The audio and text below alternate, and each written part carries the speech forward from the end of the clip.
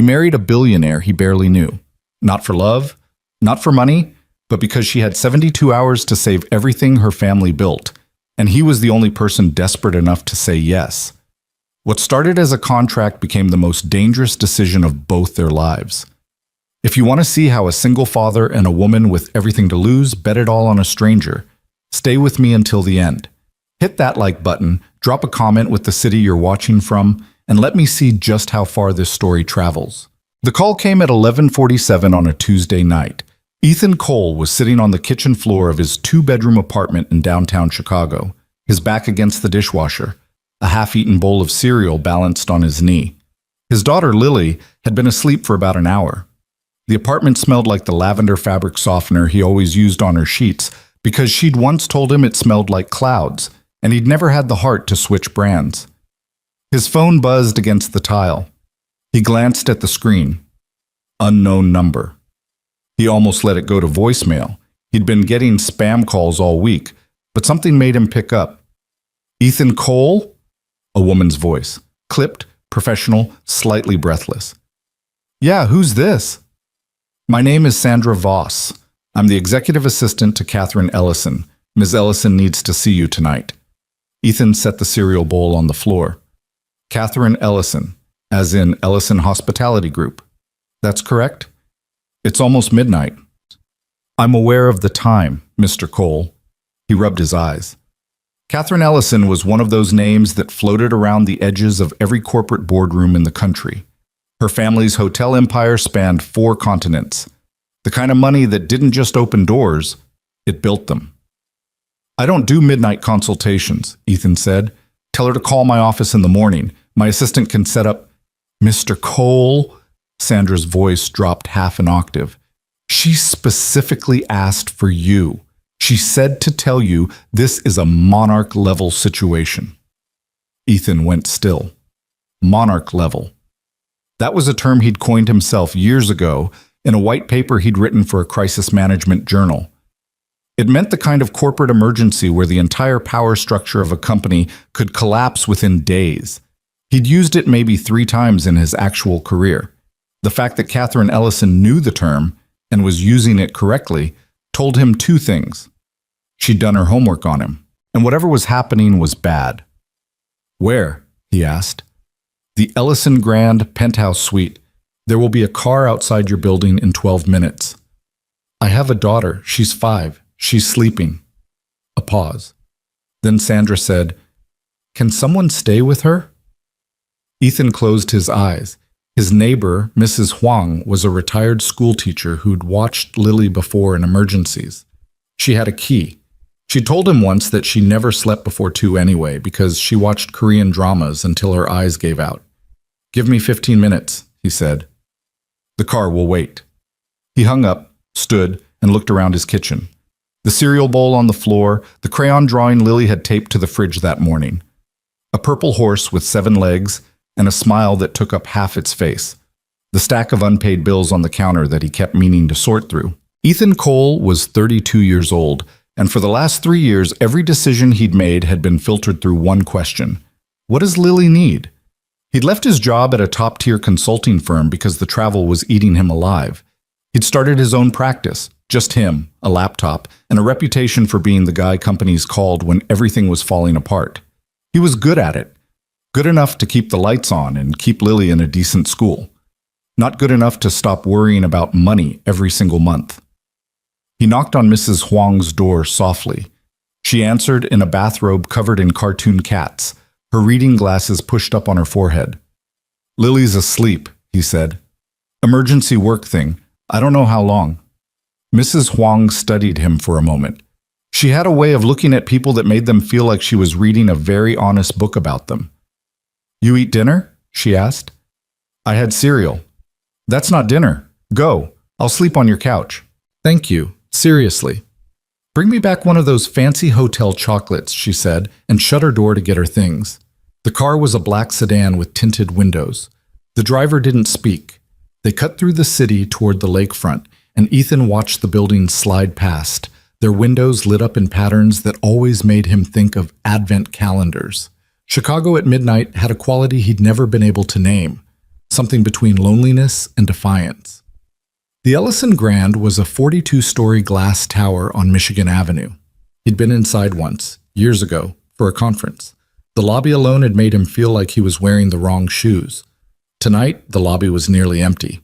A security guard met him at the entrance, checked his ID, and led him to a private elevator. The guard pressed a key card to the panel, and the elevator began to climb without Ethan touching a button.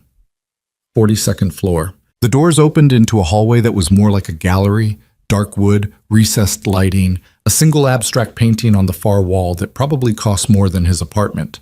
Sandra Voss was waiting. She was maybe 45, tall, with hair pulled back so tightly it looked like it was under contractual obligation to stay in place. "This way," she said, and led him through a set of double doors into the penthouse suite. The first thing Ethan noticed was that the room was a mess. Not in the way hotel rooms get messy. Shoes kicked off, minibar raided. This was a working mess. Legal documents covered every flat surface. 2 laptops were open on the dining table, both displaying spreadsheets dense enough to give a person a headache from across the room. A half-empty bottle of whiskey sat on the coffee table next to a glass with a lipstick mark on the rim. Catherine Ellison was standing by the window, her back to him, looking out at Lake Michigan. The city lights played against the glass, and for a second she looked like a reflection of something rather than a real person. She turned. She was younger than he'd expected. The photos he'd seen in business magazines had always made her look severe, polished, untouchable. In person, she looked like someone who hadn't slept in 2 days. Her dark hair was loose, her blouse untucked on one side. She was holding her phone in one hand, and her grip on it was so tight that her knuckles had gone pale. "You're Ethan Cole," she said. Not a question. "And you're the person who pulled me away from a very important bowl of cereal." She didn't smile. Her eyes moved over him, assessing, calculating the way people look at things they're about to buy or break. "Sit down," she said. "I'll stand for now." Something shifted in her expression. A flicker of surprise, maybe, or respect. It was hard to tell. "Sandra, close the door," she said, "and turn off the recorder." Sandra nodded and disappeared. The door clicked shut. Catherine walked to the coffee table, picked up the whiskey glass, looked at it, and set it back down without drinking. "I'm going to tell you something," she said. "And after I tell you, you'll have a choice. You can walk out that door and forget you were ever here. Or you can help me. But you need to understand, if you stay, you're in it. All the way." Ethan folded his arms. "That's a great opening, very dramatic. But I don't sign up for things I don't understand. Tell me what the problem is, and then I'll decide how dramatic I want to be about it." She looked at him for a long moment. Then she said, "My father died 11 months ago." "I know. I'm sorry." "Don't be. He was a difficult man, brilliant, ruthless, and he spent his entire life making sure everyone around him knew they existed at his pleasure." She paused. "Including me." Ethan said nothing. "When he died, I assumed I'd inherit control of the company. I'd been running day-to-day operations for 3 years. Every major expansion in the last decade had my fingerprints on it. The board knew it, the staff knew it. I thought it was settled.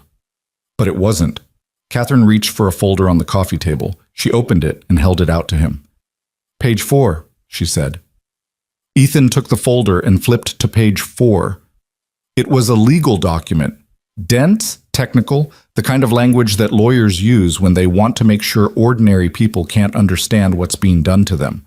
But Ethan had spent years reading documents exactly like this. His eyes found the relevant clause in under a minute. He read it twice. Then he looked up at her.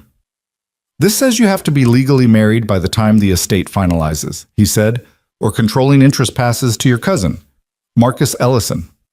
"Marcus Ellison," she repeated, and the way she said the name made it sound like something she'd found on the bottom of her shoe. "When does the estate finalize?" 71 days. Ethan set the folder down. "And you're not married?" "No." "Not engaged?" "No." "Not seen anyone who might be interested in a very accelerated timeline?" Catherine's jaw tightened. "I've been running a multi-billion-dollar company for 3 years, Mr. Cole. I haven't had time to water a plant, let alone maintain a relationship." "So your father put a marriage clause in his will?" "He put it in the trust structure. It's tied to the controlling shares." If I'm not legally married when the estate finalizes, the shares revert to the secondary beneficiary. Marcus. Ethan walked to the window and looked out. The lake was a dark sheet below, punctuated by the lights of boats. "Why a marriage clause?" he asked. "What was your father's logic?" Catherine's voice went flat. "My father believed that a woman couldn't be trusted to run an empire alone. He believed that stability required partnership. He told me once, I was 23, I'd just closed the Kyoto deal, the biggest acquisition in the company's history. He told me, 'Catherine, you'll never be enough on your own. You need someone beside you. That's not weakness, that's architecture.' He meant a man. He meant a husband. He wrote that belief into the legal DNA of his company, and then he died before I could change his mind." The room was quiet for a moment. "I'm sorry," Ethan said again, and this time he meant it differently. Catherine shook her head.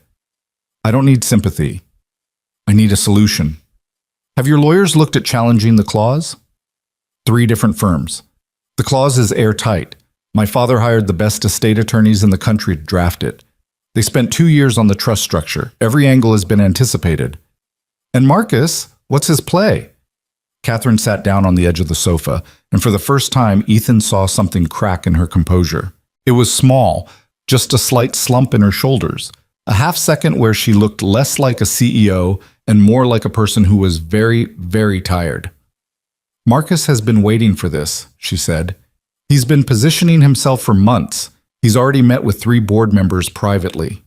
He's been feeding stories to the financial press about my management instability. Last week he told a reporter, off the record of course, which means it'll be on the record within days, that I've been making reckless decisions and that the company needs experienced leadership. Experience meaning males. Experienced meaning him." Ethan sat down across from her. The coffee table between them was covered in papers, and he moved a stack of legal briefs to make room for his elbows. "Catherine, can I call you Catherine?" "You can call me whatever you want if you can fix this." "Catherine, I'm a crisis consultant. I help companies survive bad press, hostile takeovers, regulatory nightmares. I've handled SEC investigations and product recalls and CEO scandals that would make your head spin. But what you're describing isn't a crisis management problem. It's a personal one. Everything personal becomes corporate at a certain level of money, Mr. Cole." Ethan. She leaned forward. "I didn't bring you here for advice. I brought you here because I've read every paper you've ever published. I've studied every case you've handled, and I believe you're the kind of person who can look at an impossible situation and find the structural weakness in it." "And you think there's a structural weakness in a marriage clause?" "I think there's a structural weakness in everything. That's what my father taught me, even if he didn't mean to." Ethan sat back and looked at the ceiling. It was a beautiful ceiling, coffered, painted in cream and gold, the kind of ceiling that people in normal apartments never got to see. "Who else knows about this clause?" he asked. "My legal team, Sandra, Marcus, obviously, and now you." "The board?" "Not the specifics. They know the estate is being finalized. They don't know about the marriage requirement." "How is that possible?" "Because my father structured the trust separately from the corporate bylaws. The board doesn't have access to the trust documents. Only the trustee does." "And who's the trustee?" "Harold Kessler. He was my father's personal attorney for 30 years." "Is he on your side?" Catherine hesitated. "Harold is on Harold's side. He'll execute the terms of the trust exactly as written. He won't bend them for me, but he won't bend them for Marcus either." Ethan nodded slowly. "So the clause is real, the deadline is real, the threat is real. And you brought me here at midnight because—" Catherine stood up. She walked to the window again, and this time she pressed her palm flat against the glass, as if she were testing whether it was actually solid. "I need to get married," she said, "and I have a proposal. You barely know me. I know everything I need to know about you. You're 32, you're a single father. Your daughter's name is Lily. You left Morrison and Daly 3 years ago because you wanted to be present for her, and you've been running your own practice since then. You're good enough to survive, but not thriving enough to stop worrying. You have no criminal record, no outstanding debts beyond standard student loans, and your professional reputation is spotless." Ethan stared at her. "You investigated me." I investigated 11 candidates. You're the one I chose. Candidates? You're talking about this like a job posting. In a way it is. She turned from the window. I need a legal marriage that will satisfy the trust requirements. I need it to be credible enough to withstand scrutiny from Marcus, from the board, and from the press. And I need a partner who understands corporate strategy well enough to play the role convincingly. You're asking me to marry you. I'm asking you to enter into a strategic legal partnership with clearly defined terms, a predetermined timeline, and an exit clause that protects both of us. Right, a marriage. For the first time, the faintest trace of a smile crossed Catherine's face. If you insist on using that word. Ethan stood up and walked to the other side of the room. He needed distance. He needed to think. His brain was doing that thing it did in crisis situations, running scenarios, calculating risks, mapping outcomes. But underneath the professional machinery, there was a simpler voice. The voice that sounded like his own father, who'd been a mechanic in Peoria and who'd once told him, when Ethan was 16 and about to do something stupid, "Son, every decision you make is a door. Make sure you know what's on the other side before you walk through." "What are the terms?" Ethan asked. Catherine sat back down. Her posture changed. Straighter, sharper. This was the CEO now, not the woman who'd slumped on the sofa. Legal marriage within 30 days. That gives us time to establish a credible narrative before the estate finalizes. You'll be compensated. Generously. I'm thinking $2 million paid in installments over the duration of the agreement, plus a trust fund for Lily's education. You're offering me money to marry you? I'm offering you financial security in exchange for professional service. This is a contract, Ethan. It has terms, obligations, and an expiration date. How long? 18 months. After the estate finalizes and the board confirms my position, we'll arrange a quiet, amicable separation. No drama, no headlines. We simply tell the world it didn't work out. And Lily? What happens to my daughter in this scenario? Catherine's expression shifted. It was subtle, but it was there. A softening around the edges that she clearly didn't want him to see. Lily stays with you. She's your daughter, and she's your priority. I would never ask you to compromise that. But she'd be part of it. She'd be living in this arrangement. She'd have to see it, be around it. She's 5. She won't understand. Children are more adaptable than you think. That's something people without children say. The words landed harder than Ethan intended. Catherine's face went still for a moment, and then she nodded. Fair point, she said. I don't have children. I don't know what it's like. But I know what it's like to grow up inside a family where everything was a performance, and I turned out. She stopped. Well, I turned out. The room went quiet. Ethan walked back to the coffee table and picked up the legal folder again. He flipped through the pages slowly, reading the clause 3 more times, looking for angles, looking for cracks. There were none. If I say no, he said, what happens? I find someone else. And if you can't? Then Marcus takes my company. He fires half the workforce within 6 months. He's already said as much to the board members he's been courting. He liquidates the international properties. He turns a 4-generation family legacy into a short-term profit machine and strips it for parts. She paused. And 14,000 people lose their jobs. That's not fair. What part? Using 14,000 jobs to pressure me. I'm not pressuring you. I'm telling you what's at stake. You're a crisis consultant. You asked me to define the crisis. That's the crisis. Ethan set the folder down and pressed his hands flat on the table. He stayed like that for a long time, bent forward, staring at the wood grain, feeling the weight of the decision. He thought about Lily, about the school she was in, which was good but not great, because the great ones cost more than he could swing. About the look on her face that morning when she'd shown him the purple horse drawing and said, "Daddy, this horse can fly because I said so." About the bills on the counter. About the cereal he'd been eating for dinner because he'd been too busy and too broke to cook something real. He thought about what $2 million could do. Not for him, for her.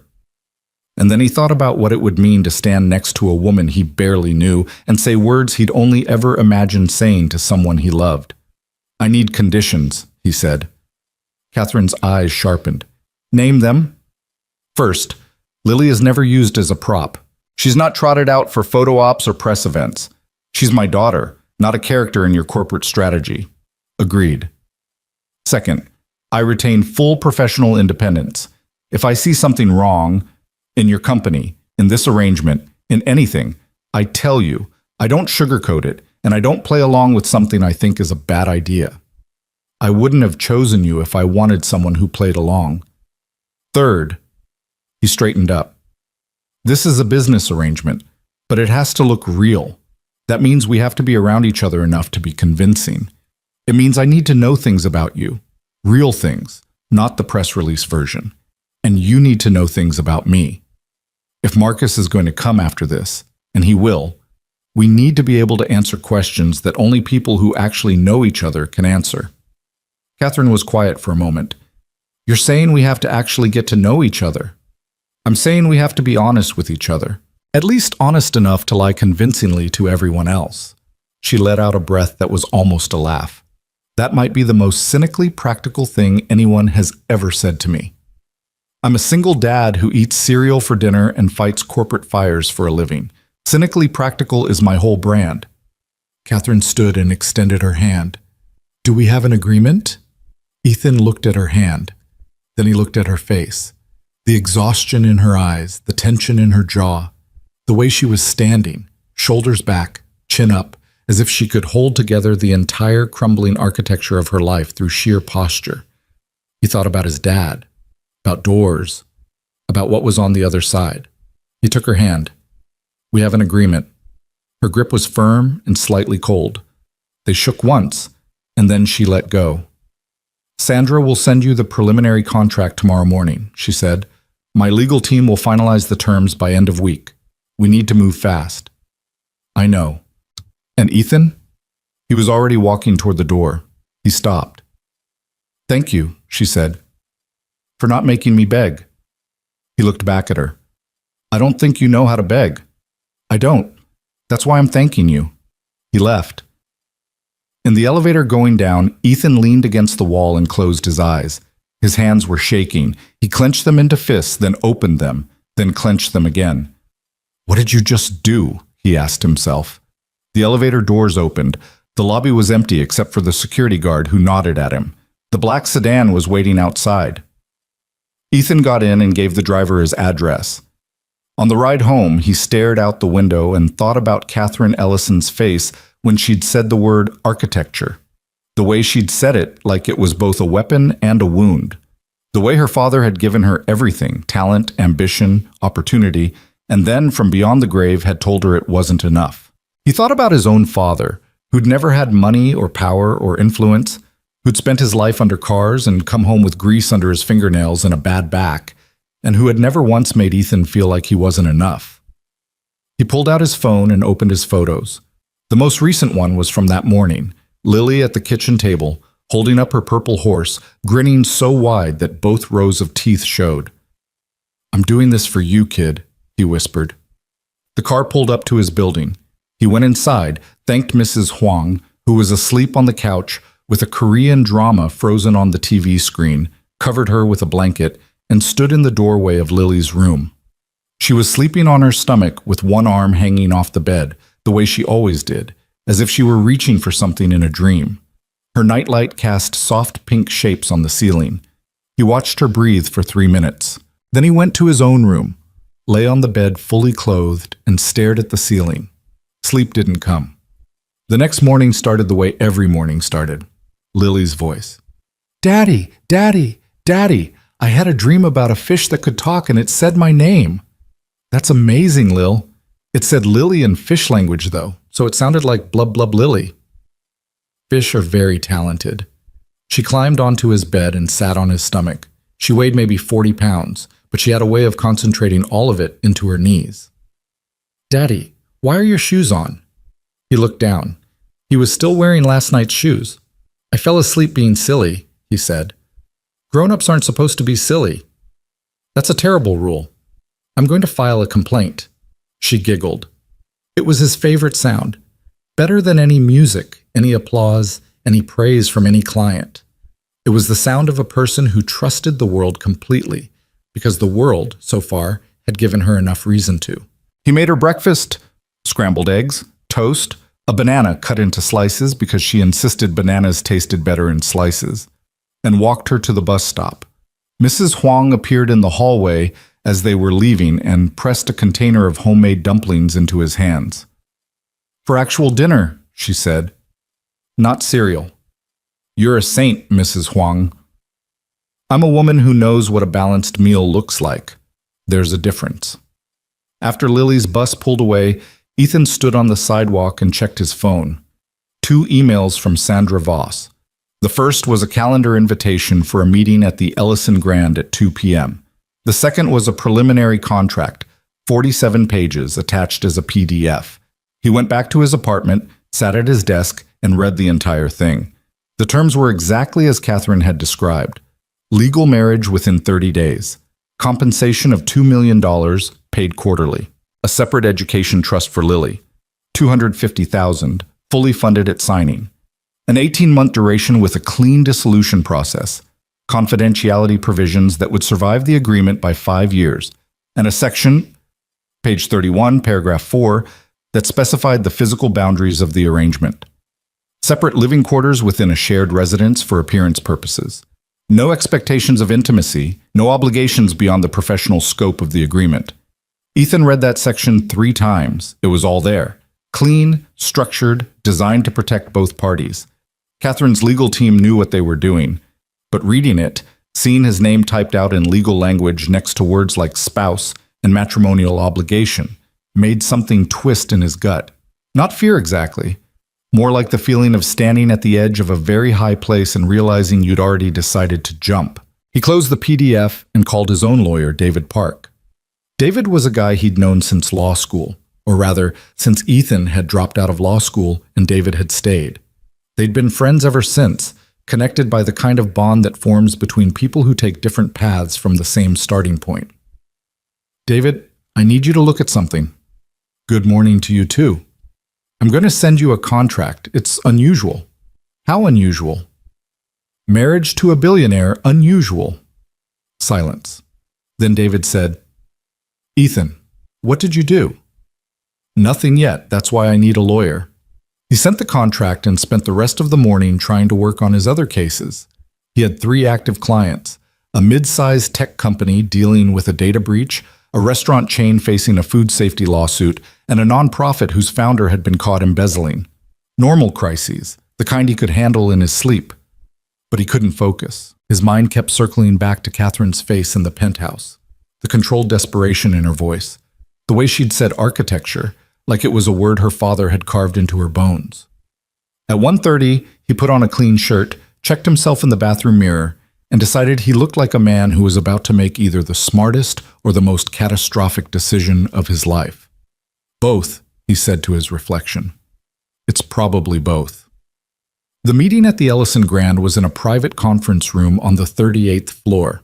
Sandra met him in the lobby again, and this time she offered him coffee. It was the best coffee he'd ever tasted. He hated that. Catherine was already in the conference room, and she was not alone. 2 men were with her.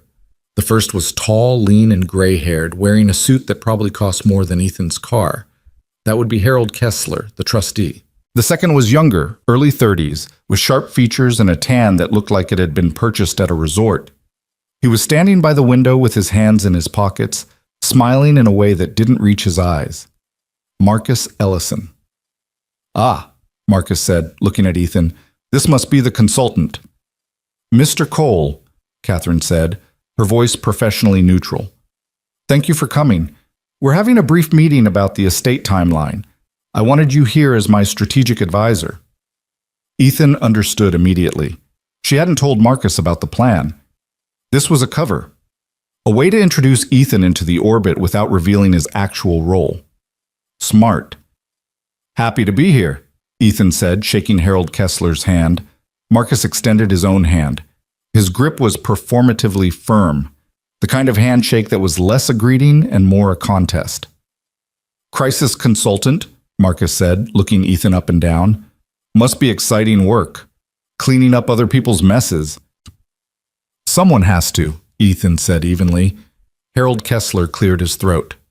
Shall we sit down? I have another engagement at 4. They sat around the conference table. Harold walked them through the estate finalization timeline with the mechanical precision of a man who'd been doing this work for decades. Dates, deadlines, filing requirements. All of it delivered in a monotone that suggested he found the entire process as thrilling as tax preparation. Ethan watched Marcus. The cousin sat at the table with the relaxed posture of someone who believed he'd already won. He asked occasional questions, pointed, specific, designed to highlight his knowledge of the company's operations. I've been reviewing the Southeast Asian portfolio, Marcus said at one point. The Bangkok and Jakarta properties have been underperforming. Occupancy rates are down 11% year over year.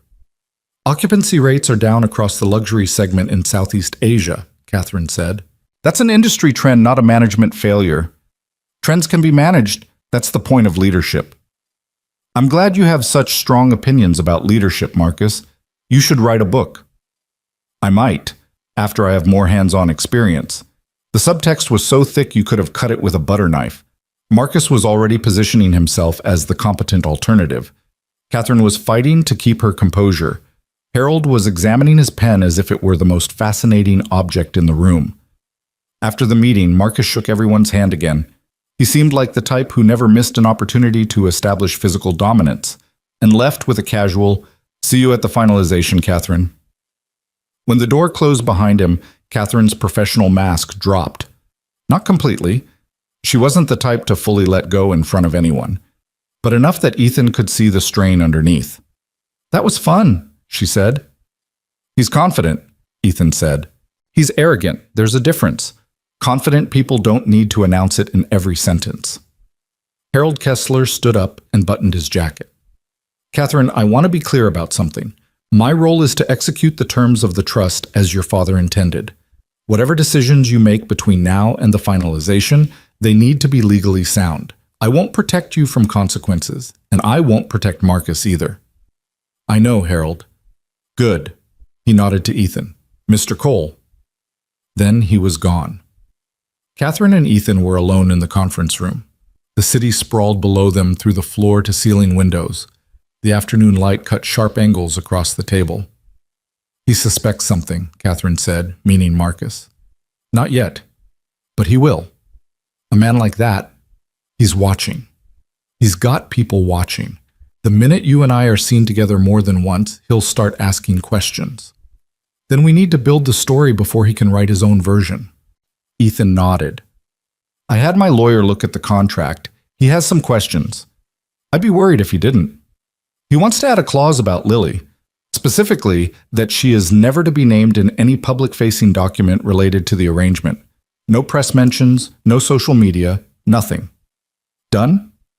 And he wants a morality clause. If either party engages in conduct that could damage the other's reputation, legal trouble, public scandal, anything, the contract becomes voidable." Catherine raised an eyebrow. "You think I'm going to scandal my way through this?"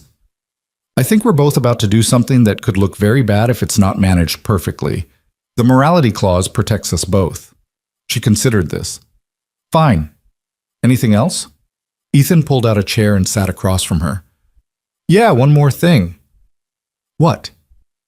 "If we're going to do this, we need to start now. Not in 30 days, now. We need to be seen together. Meals, events, normal things. We need to build a timeline that makes sense, a story people can believe. Because Marcus isn't going to challenge the marriage itself. He's going to challenge the credibility of it. He's going to argue that it's fraudulent, that it was arranged specifically to circumvent the trust clause. And if our story has holes, if it looks like we met last Tuesday at midnight and got married 3 weeks later, then his argument writes itself." Catherine was quiet for a moment. Then she said, "You're right. I know. That's why you hired me." She almost smiled. Almost. "So what do you suggest?" "Dinner. Tomorrow night. Somewhere visible but not performative. A place where people might notice us but where it doesn't look like we're staging something." "I know a place." "I'm sure you know 100 places. Pick one that serves food I can actually pronounce." This time she did smile. It was small and it was gone almost immediately, but it was real. "Ethan?" "Yeah, This is going to be hard. For both of us. I want you to know, I don't take this lightly. What I'm asking you to do, what we're about to do, I know it's not nothing. He looked at her. It's not nothing, he agreed, but I've survived worse. Have you? He thought about it. About the year after Lily's mother left, just left, walked out one morning and never came back. No note, no explanation, just an empty closet and a baby who kept looking toward the door. About the months he'd spent learning how to be a parent alone, making every mistake, falling asleep, standing up, burning bottles, crying in the shower because he didn't want Lily to see. Yeah, he said quietly. I have. Catherine held his gaze for a moment longer than was comfortable. Then she nodded and picked up her phone. Tomorrow, 7 o'clock. I'll send you the address. I'll be there. He left the Ellison Grand and walked out into the Chicago afternoon. The wind off the lake was cold, cutting through his jacket, and the street was full of people moving in all directions. Commuters, tourists, a man walking 3 dogs at once, a woman arguing into her phone in a language Ethan didn't recognize. He stood on the sidewalk and let the city move around him. Somewhere above him, on the 42nd floor, a woman he barely knew was planning a war against her own family, and he'd just signed up to fight in it. He pulled out his phone and looked at the photo of Lily again. The purple horse, the giant smile. Then he started walking home. The restaurant Catherine chose was a small Italian place on a side street in Lincoln Park. The kind of spot with mismatched chairs, candles jammed into old wine bottles, and a handwritten menu that changed every week. It was not the kind of place Ethan expected a billionaire to pick, and that fact alone told him something important about her. He arrived 10 minutes early because he always arrived 10 minutes early. It was one of those habits he'd developed after Lily was born, a small way of proving to himself that he still had control over something, even when the rest of his life felt like it was being held together with tape and optimism. Catherine walked in at exactly 7. She was wearing a dark coat over a simple black dress, and she looked different outside the penthouse. Smaller, somehow. More human. She scanned the room the way people do when they're checking for threats they don't expect to find, then spotted him and came to the table. You're early, she said. You're on time. I'm always on time. It's the only thing I control that doesn't require a lawyer. They ordered. She got the risotto. He got the pasta because it was the cheapest thing on the menu, and even though she was about to pay him $2 million, old habits died slow deaths. For the first 20 minutes, they talked about nothing. The weather, the restaurant, a story Ethan told about Lily trying to build a spaceship out of Amazon boxes. Catherine listened with a stillness that he couldn't quite read. It wasn't disinterest, but it wasn't the usual polite nodding people did when someone talked about their kid. It was more like she was studying something unfamiliar. You talk about her differently than most parents talk about their children, Catherine said. How do most parents talk about their children? Like they're performing. Like they need you to know what a good job they're doing. You just talk about her. Like she's a person you happen to be amazed by. Wait, Ethan looked at her. She is. That must be nice, being amazed by someone. The way she said it, casually, like she was commenting on the weather again, made something in Ethan's chest tighten. He had a feeling that Catherine Ellison had spent most of her life around people who amazed no one, least of all themselves. Tell me about your father, he said. I'd rather not. I know, that's why I'm asking. If someone digs into us, and they will, they'll ask personal questions. The kind of questions that couples answer without thinking. I need to know the real answers, not the press conference version. Catherine took a sip of wine. She held the glass the way some people hold weapons, loosely, but with intent. Richard Ellison was a self-made man who spent his entire life making sure everyone knew it, she said. He started with one motel in Tulsa when he was 24. By the time he was 50, he had hotels on 4 continents. He was brilliant and cruel and charming and petty, sometimes all within the same sentence.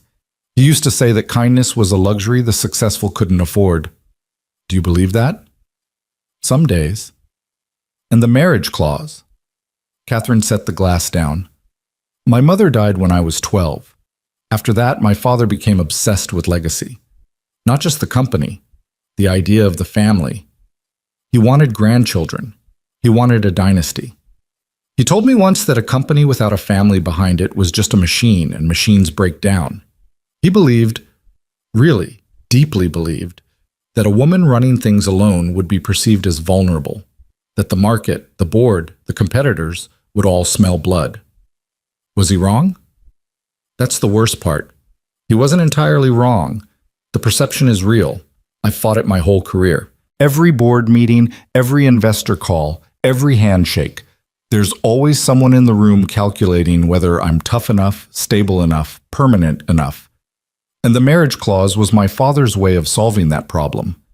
Not by changing the perception, but by giving me someone to hide behind. And you resent him for it.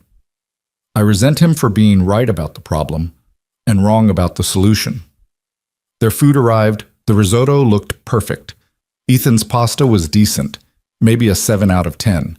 He decided not to tell Catherine that Lily made better noodles from a box. They ate in a silence that was surprisingly comfortable. Around them, the restaurant hummed with the small dramas of other people's lives. A couple arguing quietly over dessert. A group of friends laughing too loud. A woman reading alone at the bar with the focused intensity of someone who preferred books to people. Your turn, Catherine said, pushing her plate forward. Tell me something real. About what? About you. About Lily's mother. About whatever made you the kind of man who eats cereal for dinner and answers his phone at midnight. Ethan put his fork down. Her name was Jessica. We met in college. She was smart, funny, the kind of person who made everything feel like an adventure. We got married young, too young probably. We had Lily, and for about a year things were good. Not great, good. And then one morning I woke up and she was gone. Gone. Gone. No note, no call, no warning, just an empty closet and a full crib. I stood in the bedroom for about 20 minutes, holding Lily, trying to figure out if I was dreaming. Then Lily started crying because she was hungry, and I realized it didn't matter whether I was dreaming or not. She needed breakfast. Did you look for her? For months. Filed a police report, called everyone she knew, spent every night after Lily went to sleep searching online. Eventually I got a letter from a lawyer. She wanted a divorce, no custody, no visitation, no contact, just out. Catherine was watching him with an expression he couldn't name. Not pity. She didn't seem like the type for pity. Something closer to recognition, like she was hearing a language she'd spoken herself. That must have broken something in you, she said. It broke a lot of things, but the thing about having a kid is, you don't get to stay broken. She needs breakfast. She needs bath time. She needs someone to read the same book 16 times in a row and act surprised at the ending every time. You can fall apart later, on your own time, in the shower or in the car, or in the 3 minutes between when she falls asleep and when the exhaustion knocks you out. And did you fall apart? Every day for about a year. Then one morning Lily looked at me and said, Daddy, you're my best friend, and I decided that falling apart was a luxury I couldn't afford. Your father would have been proud. Catherine's mouth twitched. Don't compare yourself to my father. You're nothing like him. How do you know? You've known me for 36 hours. Because my father never would have eaten cereal for dinner. He would have called someone to make him a 4-course meal and then complained about the presentation. Ethan laughed. It was the first time he'd laughed. Really laughed. In weeks. And something in Catherine's face changed when he did. A crack in the surface. A flash of something warm and startled, like sunlight hitting a room that had been dark for too long. She looked away quickly. We should discuss logistics. Right. Logistics. The wedding needs to happen within 3 weeks. Small, private, but not suspiciously private. A few witnesses, a nice venue, enough photographs to establish credibility without looking staged. And the living arrangement? I have a house in Lincoln Park. 6 bedrooms. You and Lily would have your own wing. Separate entrance, separate space. To the outside world, we're a couple. Inside the house, we're roommates with a very unusual lease. Roommates, Ethan repeated. I haven't had a roommate since college. He used to microwave fish at 2 in the morning. I don't microwave fish. Then we're already off to a better start. Catherine pulled out her phone and scrolled through something. There's a charity gala next Saturday at the Art Institute. It's the kind of event where people notice who you're with. I think we should go together. As our public debut. If you want to call it that. What do I wear? Sandra will send you to my tailor. I have a suit. You have a suit that costs $300. The people at this gala can price a jacket from across the room. If you show up looking like you wandered in from a different tax bracket, Marcus will know something's wrong before the appetizers. Ethan leaned back in his chair. So I need a costume. You need armor. There's a difference. She paid for dinner. He didn't argue, because arguing about a dinner check with a billionaire seemed like a waste of everyone's energy, and they walked outside into the cold. The street was quiet, just a few couples walking past, a cab idling at the corner. I should get home, Ethan said. Mrs. Huang is with Lily, but she gets grumpy if I'm out past 10. Mrs. Huang? My neighbor. She watches Lily when I have emergencies. She's 72, she's terrifying, and she makes the best dumplings in the state of Illinois. Catherine smiled. It was small and involuntary, like a reflex she hadn't managed to suppress. Ethan. Yeah. Are you sure about this? Really sure? Because once we start, there's no easy way to stop. He looked at her standing on the sidewalk in her dark coat, the restaurant's light spilling across her face, and he thought about how strange it was. Two people standing at the edge of something enormous, connected by nothing except desperation and a legal clause written by a dead man. I'm not sure about anything, he said, but I'm showing up. She nodded. That's enough. For now. They went their separate ways. Over the next 2 weeks, things moved fast. Ethan told David Park to finalize the contract, and after 3 rounds of revisions, mostly about Lily's protections and the exit clause, both parties signed. Catherine's legal team filed the paperwork. A marriage license was obtained from the Cook County Clerk's office. A ceremony was scheduled for a Thursday afternoon at a small event space in Wicker Park, chosen because it was beautiful enough to photograph well and obscure enough that no one would notice until they wanted them to.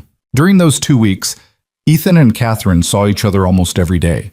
Coffee in the morning, working meetings in the afternoon, the occasional dinner.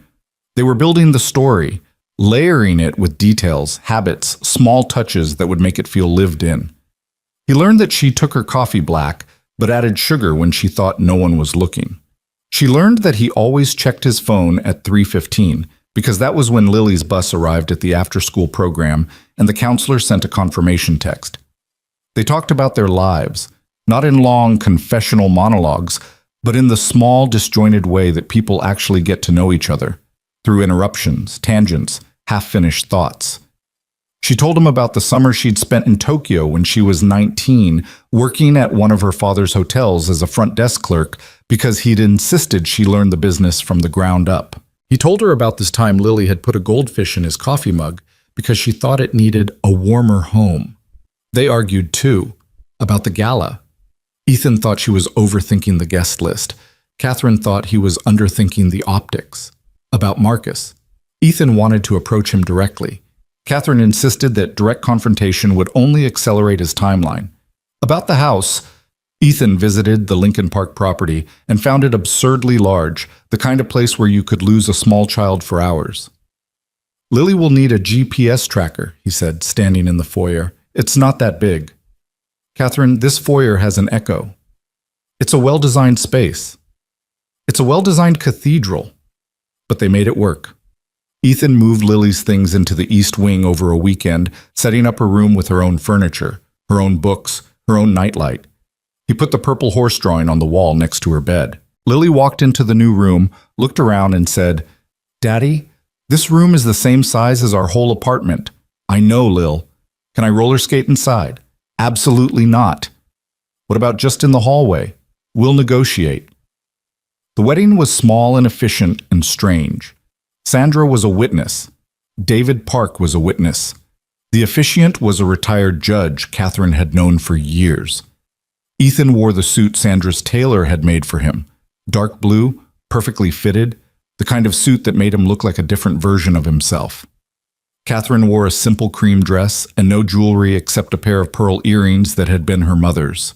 They stood across from each other in the small event space, which was filled with white flowers that Sandra had ordered that morning, and said the words, the legal words, the binding words, the words that, in any other context, would have meant something entirely different.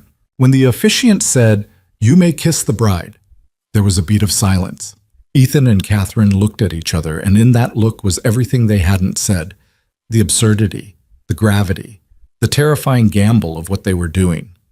Then Ethan leaned in and kissed her, briefly and carefully, the way you touch something you're not sure is real. Catherine's hand came up to his arm during the kiss, just for a second, just her fingers pressing against his sleeve. And then it was over, and Sandra was taking photos, and David was shaking hands, and the judge was packing up his briefcase. They were married. That night, Ethan put Lily to bed in her new room and sat on the floor beside her bed while she talked about her day. She'd found a ladybug at recess. Her friend Marco had fallen off the monkey bars but was okay. She wanted to know why there were so many rooms in this house and whether anyone lived in all of them. "Just us and Catherine," Ethan said. "Is Catherine your friend?" He hesitated. "Yeah, Lil. She's my friend. She's pretty. She is. Does she like horses?"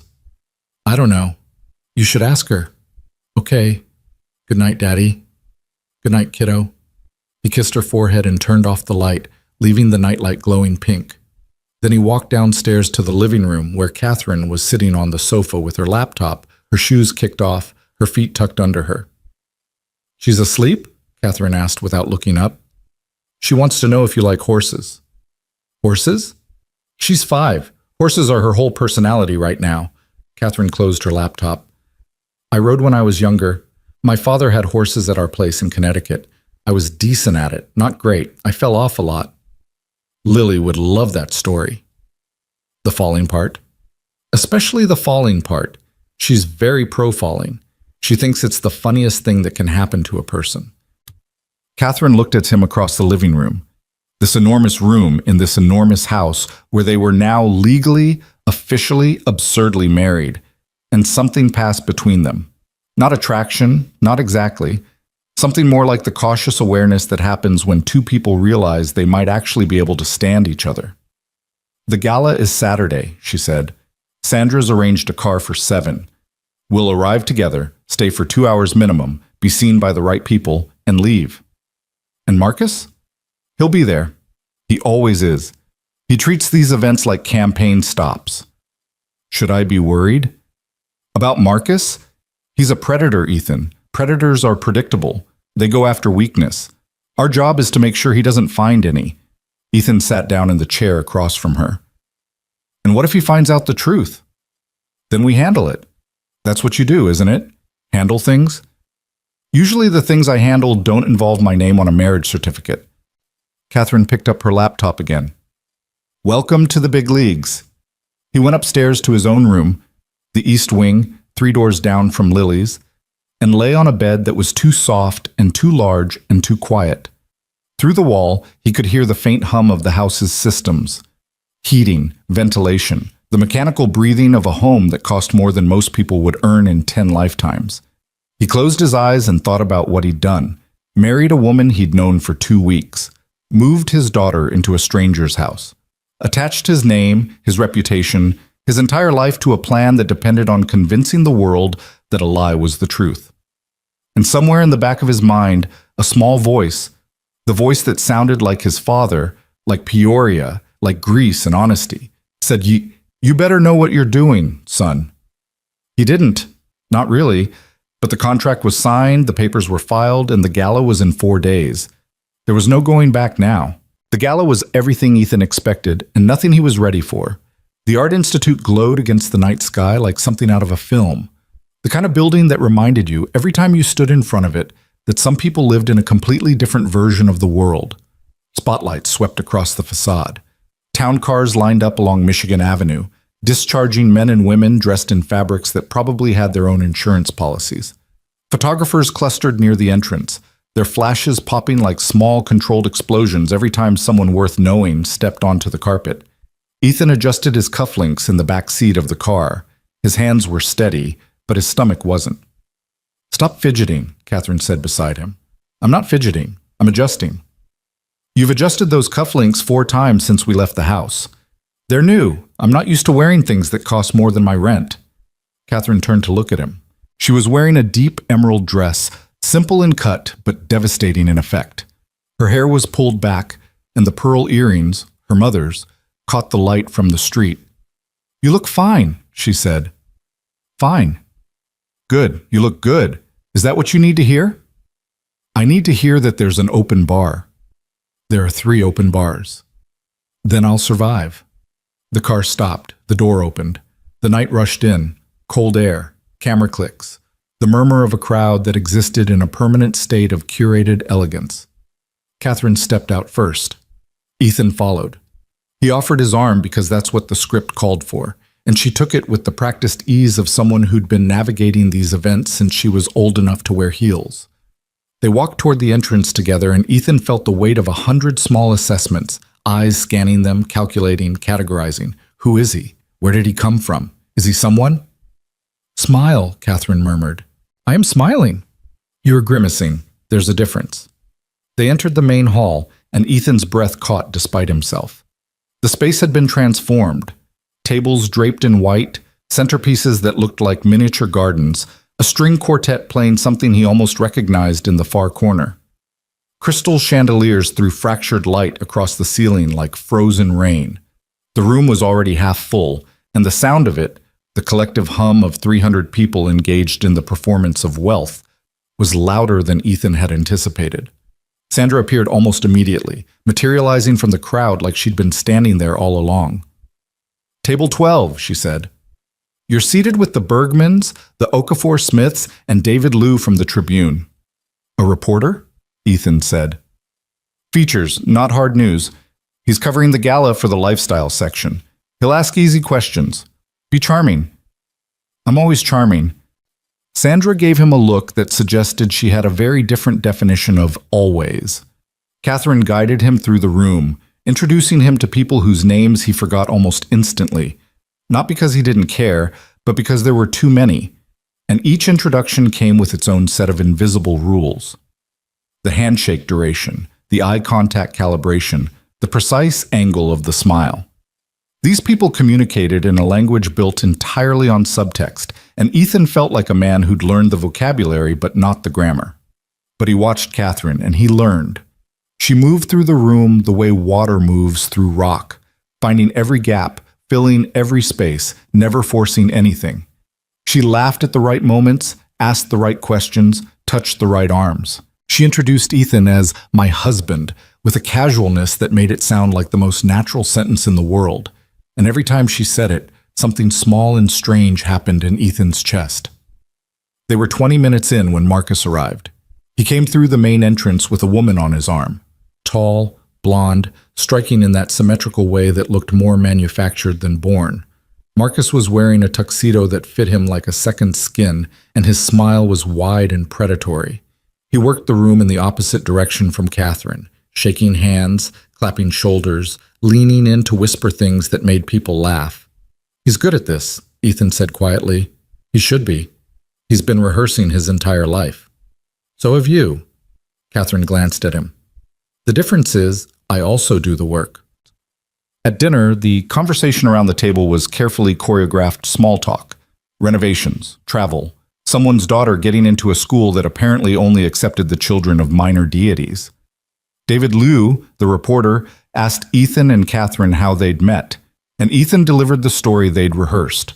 A professional introduction through mutual colleagues, a series of casual dinners, an unexpected connection. "It was one of those things that takes you by surprise," Catherine said, looking at Ethan. "You spend your whole life thinking you know exactly what you want, and then someone walks in and rearranges the blueprint." She said it so naturally, so simply, that for a half second Ethan almost believed it himself. David Liu smiled and wrote something in a small notebook. "That's a great quote. Mind if I use it?" "Not at all," Catherine said. Under the table, her hand found Ethan's knee and squeezed. A signal. "You're doing fine. Stay the course." He covered her hand with his, another signal, answering hers. "I'm here. We're holding." After dinner, the crowd redistributed itself across the main hall. People migrated toward the bars, the dance floor, the small clusters of conversation that formed and dissolved like weather patterns. Ethan excused himself to find a bathroom and spent 2 minutes staring at himself in the mirror above the sink. His reflection stared back. A man in a borrowed suit, a borrowed life, a borrowed identity.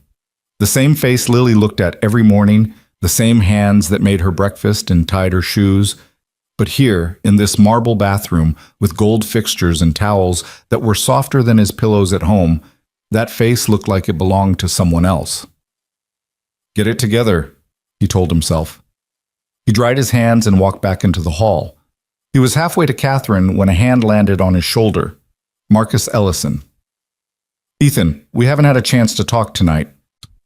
Marcus's grip was firm, friendly in the way that a vice grip is friendly. He was smiling, and his teeth were very white and very straight. "Great event," Ethan said. "Isn't it? Catherine always picks the best galas. She has impeccable taste." Marcus paused, and his eyes traveled over Ethan the way someone might inspect a car they were thinking about buying. "In everything, apparently." "Thanks, I think." Marcus steered him toward a quiet alcove near the East Gallery, away from the crowd. It was the kind of move that looked casual but wasn't. A predator creating separation between the target and the herd. "I have to say," Marcus began, swirling his drink, "I was surprised when I heard about the marriage. Catherine's always been so focused on the company, so committed to the work. I didn't even know she was seeing someone. We kept things private." "Private, sure." Marcus sipped his drink. "You know, Ethan, I don't know much about you, just what I've been able to find. Crisis consultant, small firm, single father. Solid reputation, but not exactly the kind of profile that usually ends up in Catherine's orbit. People end up in all kinds of orbits. They do. But usually there's a gravitational force, money, power, social connection. You don't seem to have any of those. No offense." "None taken. I've never had much use for gravity." Marcus laughed, a short, controlled sound that had nothing to do with humor. "I like that. You're funny. Catherine could use someone funny. She's always been a little too serious for her own good." He leaned in, lowering his voice. "But between us, Ethan, and I say this as family, the timing is interesting. Don't you think? Catherine, who hasn't had a public relationship in 3 years, suddenly gets married 6 weeks before the estate finalizes. You can see how someone might wonder. People can wonder all they want. Oh, they will. Trust me. Especially the board, especially the lawyers." Marcus straightened up and patted Ethan's shoulder again. "But hey, I'm sure it's all perfectly genuine. Love works in mysterious ways, right? It does." "Well," Marcus raised his glass, "to the happy couple." He walked away, and Ethan stood in the alcove, his pulse thudding in his temples. The conversation had lasted maybe 3 minutes, but it had the density of a deposition. Marcus hadn't accused him of anything. He hadn't needed to. He'd planted the seeds, doubt, suspicion, the suggestion that something wasn't right. And now he'd step back and let them grow. Ethan found Catherine near the string quartet, talking to an older woman in a red gown. He waited until the conversation ended, then pulled her aside. "Marcus just cornered me." "What did he say?" "He said the timing is interesting. He said the board and the lawyers would wonder. He didn't come out and say it's fake, but he might as well have drawn a picture." Catherine's jaw tightened. "What did you say?" "I played dumb, gave him nothing." "Good. That's exactly right. Marcus operates on innuendo. He plants ideas and lets other people water them. If he had actual evidence, he wouldn't be fishing at a gala. He'd be filing in court. He will file in court eventually. Eventually isn't tonight. Tonight we smile, we dance, we leave together, and tomorrow morning David Liu publishes a lovely profile about the newly married Ellison couple in the Tribune Lifestyle section." "You planned that." The reporter. "Of course I planned that. I plan everything." Ethan looked at her. "Do you ever get tired of planning everything?" Something flickered in her eyes. "Every single day." The string quartet shifted into a slower number, and Catherine took his hand. "Dance with me." "I should warn you, I'm a terrible dancer." "I know. I had Sandra pull your college records. You dropped ballroom dance after 2 weeks. She found my college records. Sandra can find anything. They moved to the floor, and Ethan put his hand on her waist the way the tailor had shown him during a very awkward fitting appointment. Catherine's hand settled on his shoulder, light but deliberate. They swayed more than danced, a graceless, honest effort that somehow looked more real than any of the polished couples gliding around them. "People are watching," Catherine murmured. "Let them." "Marcus is watching. Let him." She looked up at him. They were close enough that he could see the small scar on her left temple. She told him about it 2 days ago, a childhood accident involving a bookshelf and a stepladder, and the faint lines at the corners of her eyes that her photographs never showed. "You're better at this than I expected," she said. "At dancing. At pretending. Maybe I'm not pretending everything." The words came out before he could stop them. Catherine's hand tightened on his shoulder, and for a moment, just a moment, the performance dissolved, and there were just two people standing too close together on a crowded floor, caught in something neither of them had planned for. Then the music ended, and Catherine stepped back and the mask returned. "We should go," she said. 2 hours. That was the plan. Right, the plan. They left through a side entrance. The car was waiting. They rode home in silence, the city scrolling past the windows like a projection of someone else's life. The next morning, Ethan woke to his phone buzzing with messages.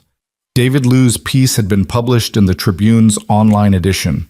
The headline read, "Ellison Hospitality Heir Steps Out with New Husband at Art Institute Gala." The article was favorable, warm even. It described them as a refreshingly grounded couple and quoted Catherine's line about rearranging blueprints. There was a photo of them dancing, and in the photo, they looked like people who meant it. Ethan stared at the photo for a long time. His phone rang. "David Park. Have you seen the Tribune?" "Yeah." "You look like you're in love." "I look like a man trying not to step on someone's feet." "Same thing, if you think about it." David paused. "Listen, I got a call this morning. A lawyer named Vivian Cross. She represents Marcus Ellison. She's requesting a meeting." Ethan sat up in bed. "A meeting about what?" She didn't specify, but she mentioned the trust, the estate timeline, and, her exact words, irregularities in recent filings. She means the marriage. That's what I assumed. She wants to meet Thursday. Set it up, but at our location, not theirs. And David, find out everything you can about Vivian Cross before Thursday. Already on it. Ethan hung up and went downstairs. Lily was in the kitchen, sitting at the enormous island counter, eating toast with an improbable amount of jam on it. Catherine was at the far end of the counter with her laptop, and between them sat a plate of cut fruit that someone, Sandra, probably, had arranged with the precision of a still life. "Daddy," Lily said. "Catherine told me she used to ride horses, and she fell off, and one time a horse ate her hat. That's a great story. I told her about my purple horse, and she said she wished horses could be purple because then they'd be more interesting." Ethan looked at Catherine. Catherine looked at her laptop. "She asked," Catherine said without looking up. "I answered." Ethan poured himself coffee and sat down. The domesticity of the scene, the toast, the fruit, the morning light coming through the kitchen windows, made something ache in his chest. Not because it was real, but because it wasn't. It was a set piece, a constructed image of a life that didn't actually belong to any of them. And yet Lily was happy. She was eating her jam toast and talking about purple horses and sitting in a kitchen that was warm and bright and full of the kind of casual safety that Ethan had spent 3 years trying to build from nothing. He took a sip of coffee and watched Catherine pretend to focus on her laptop while Lily told her about a dream involving a talking fish. Catherine was listening, really listening, with that same quiet intensity she'd had at the Italian restaurant. And once, when Lily said something particularly absurd about the fish wanting to be a dentist, Catherine's mouth twitched, and she covered it with her hand. Thursday came fast. The meeting with Vivian Cross took place at David Park's office, a modest space in the loop that smelled like coffee and printer ink. Vivian arrived exactly on time, which Ethan noted. She was in her 50s, sharp-featured, with silver hair cut close to her head, and a briefcase that looked like it had survived several wars and won all of them. "Thank you for meeting with us," Vivian said, shaking hands with Ethan and David. "I'll get right to the point, if you don't mind."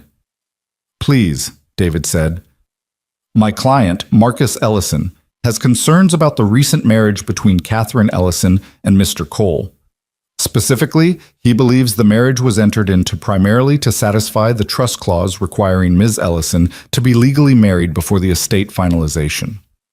That's an accusation, David said. It's a concern. There's a difference. Not in legal terms.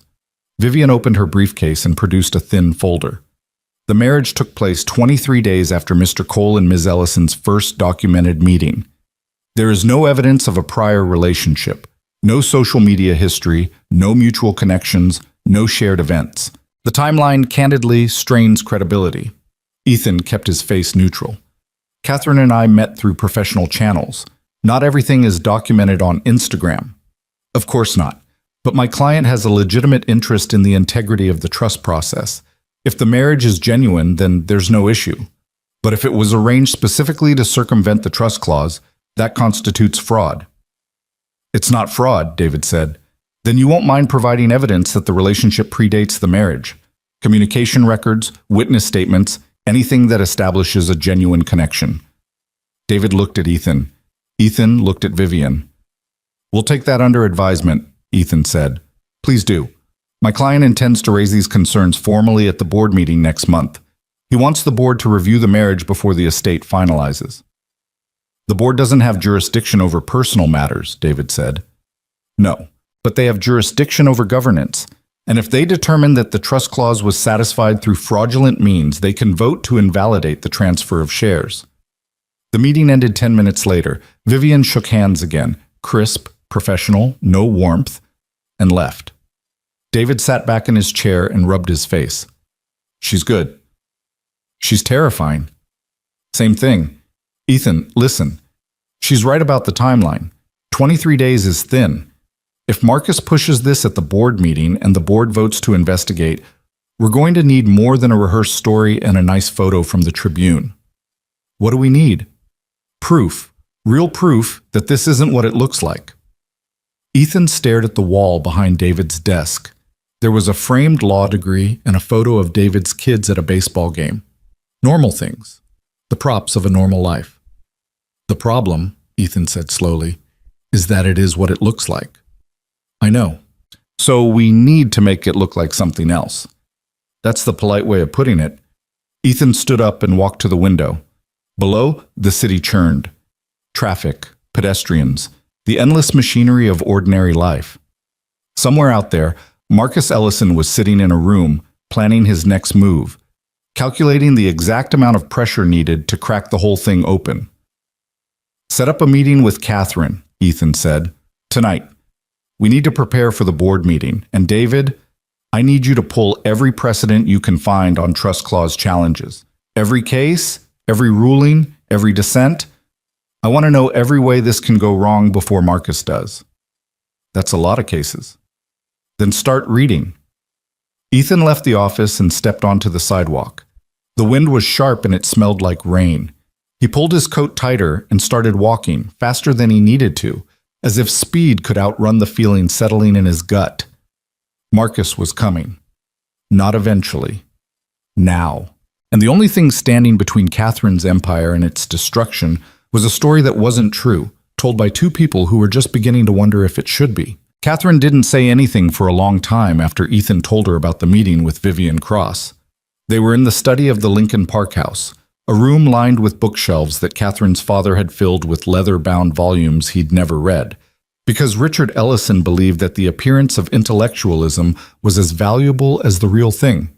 Catherine was standing by the fireplace, which wasn't lit, her arms crossed, staring at the empty grate as if it owed her something.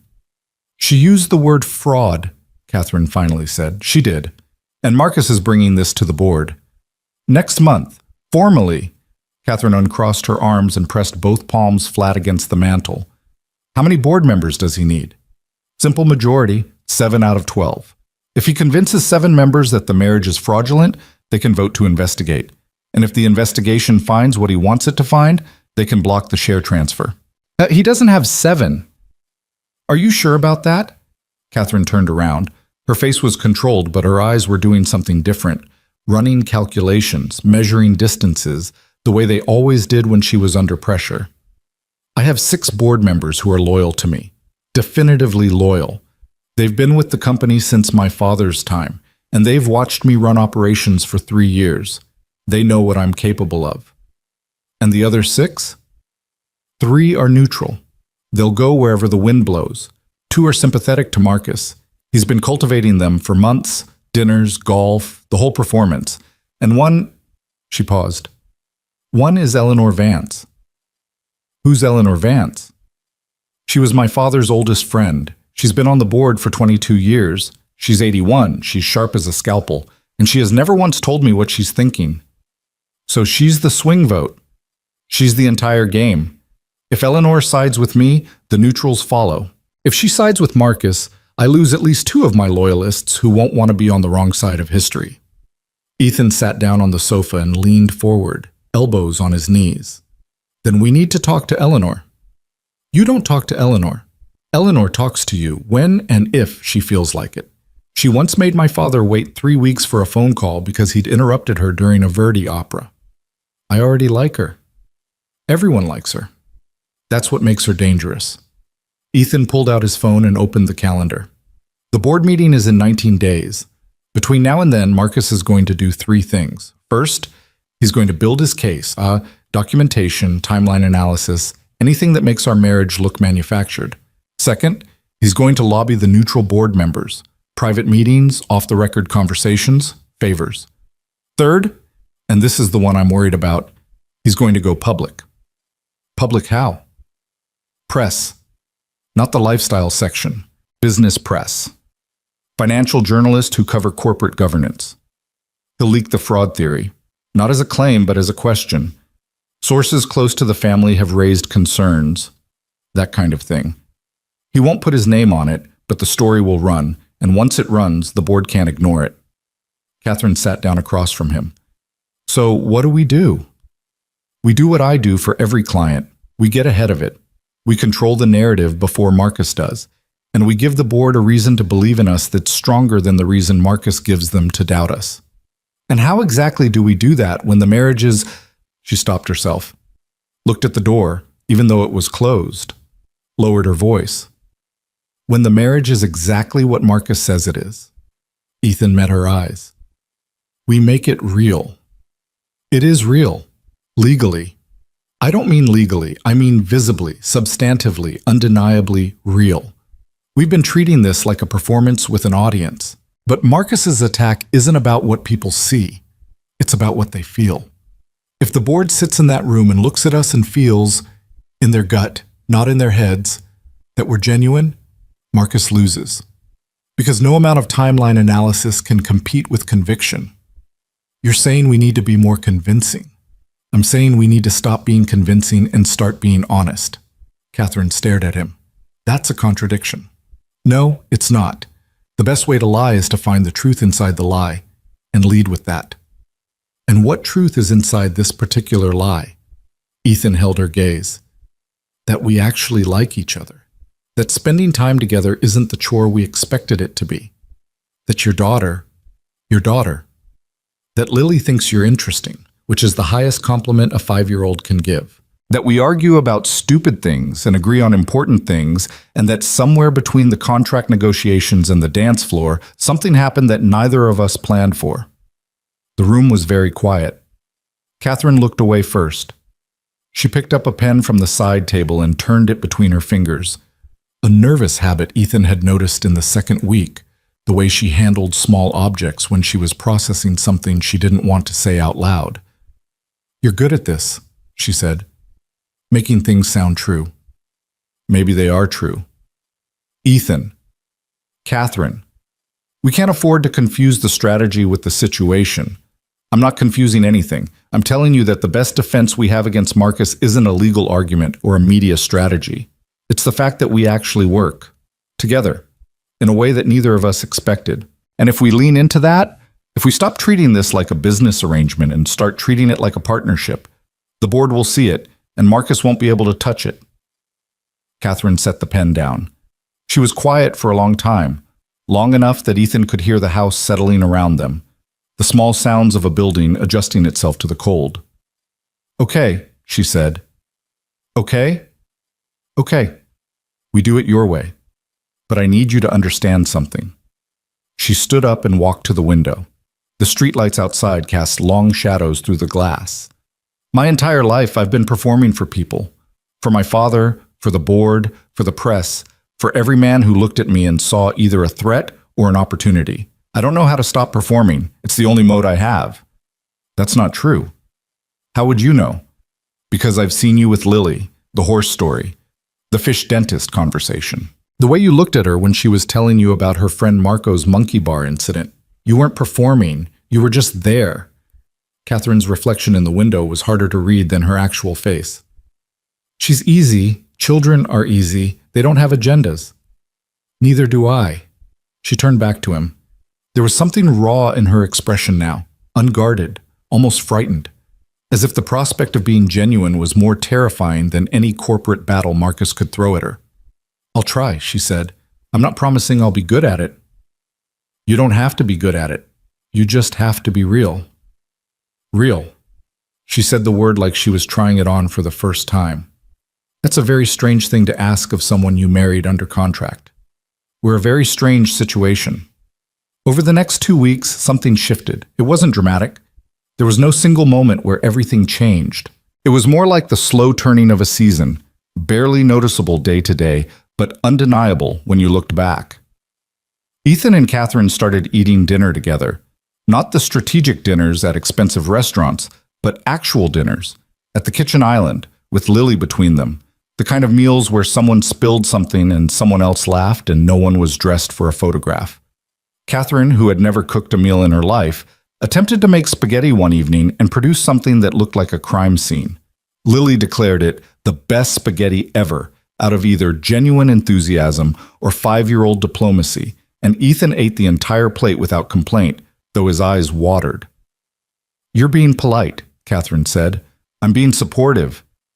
You're being a liar. It's terrible. It's not terrible. It's enthusiastic. The sauce has a lot of personality. The sauce has a lot of garlic. I may have tripled the recipe. You tripled the garlic. I thought more was better. In garlic, more is never better. That's the first rule of garlic. Lily, who had sauce on her chin, her forehead, and somehow in her hair, said, Daddy, I want Catherine to cook every night. See, Catherine said, the child has spoken. They developed routines. Morning coffee before Lily woke up. Catherine at one end of the island, Ethan at the other, the house still quiet around them. Catherine would read financial reports on her tablet while Ethan scrolled through his case files, and occasionally one of them would say something about the weather, about a headline, about nothing in particular, and the other would respond, and the silence between the words felt comfortable rather than empty. In the evenings, after Lily was asleep, they'd sit in the study and work through the board meeting preparation. Catherine walked Ethan through every board member's history, priorities, and pressure points. He walked her through crisis communication strategy, how to frame the narrative, how to anticipate Marcus's arguments, how to turn the board's skepticism into curiosity rather than opposition. Eleanor Vance is the key, Ethan said one night, 3 days before the meeting. We need to meet with her before the board convenes. I told you, Eleanor doesn't take meetings. Then we go to her? Where does she live? Lake Forest. She has an estate. Call her. Tell her you'd like to visit. Bring Lily. Catherine looked at him. Bring Lily? Eleanor is 81 years old. She's been on the board for 2 decades. She's seen every corporate maneuver, every power play, every bit of theater that money can buy. You're not going to impress her with a strategy deck. But a 5-year-old who talks about purple horses? That's something she hasn't seen in a boardroom. You want to use your daughter as a prop. I thought that was against your rules. I'm not using her as a prop. I'm bringing my family to visit an old woman who probably hasn't had genuine company in years. There's a difference. Catherine hesitated. Then she picked up her phone and dialed a number she clearly knew by heart. Eleanor? It's Catherine. I was hoping we could visit this weekend. My husband and his daughter would love to meet you. A pause. Yes, husband. It's a recent development. I'll explain when we get there. She hung up. Saturday, 2 o'clock. She said to bring something sweet because her housekeeper won't let her buy pastries anymore. I'll make brownies. You bake? Lily and I bake. Badly. But with a lot of heart. Saturday arrived with the kind of bright, cutting cold that made Chicago feel like a city carved out of ice. They drove to Lake Forest in Catherine's car, Lily in the back seat, singing a song she'd invented about a bear who worked in an office, and pulled up to Eleanor Vance's estate at 5 minutes to 2. The house was old money incarnate, a stone manor set back from the road behind a wall of bare oaks. Eleanor met them at the door herself, which surprised Catherine. She was small, white-haired, and dressed in a cashmere sweater and wool trousers that suggested she'd been expecting them but hadn't bothered to fuss about it. "Catherine," Eleanor said, taking her hands. Then she looked at Ethan. "The husband." "Ethan Cole. It's an honor." "It's a social call. Save the honors for the boardroom."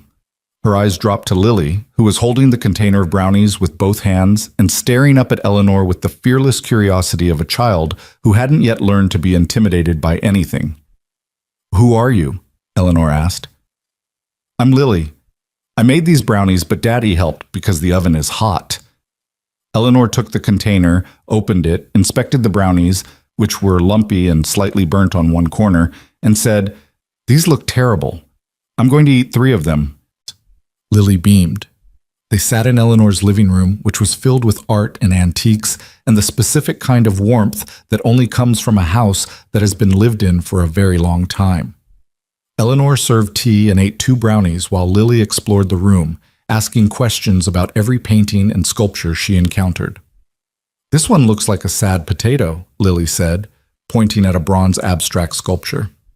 "That's a Giacometti," Eleanor said. "And you're absolutely right." Catherine and Ethan exchanged a glance.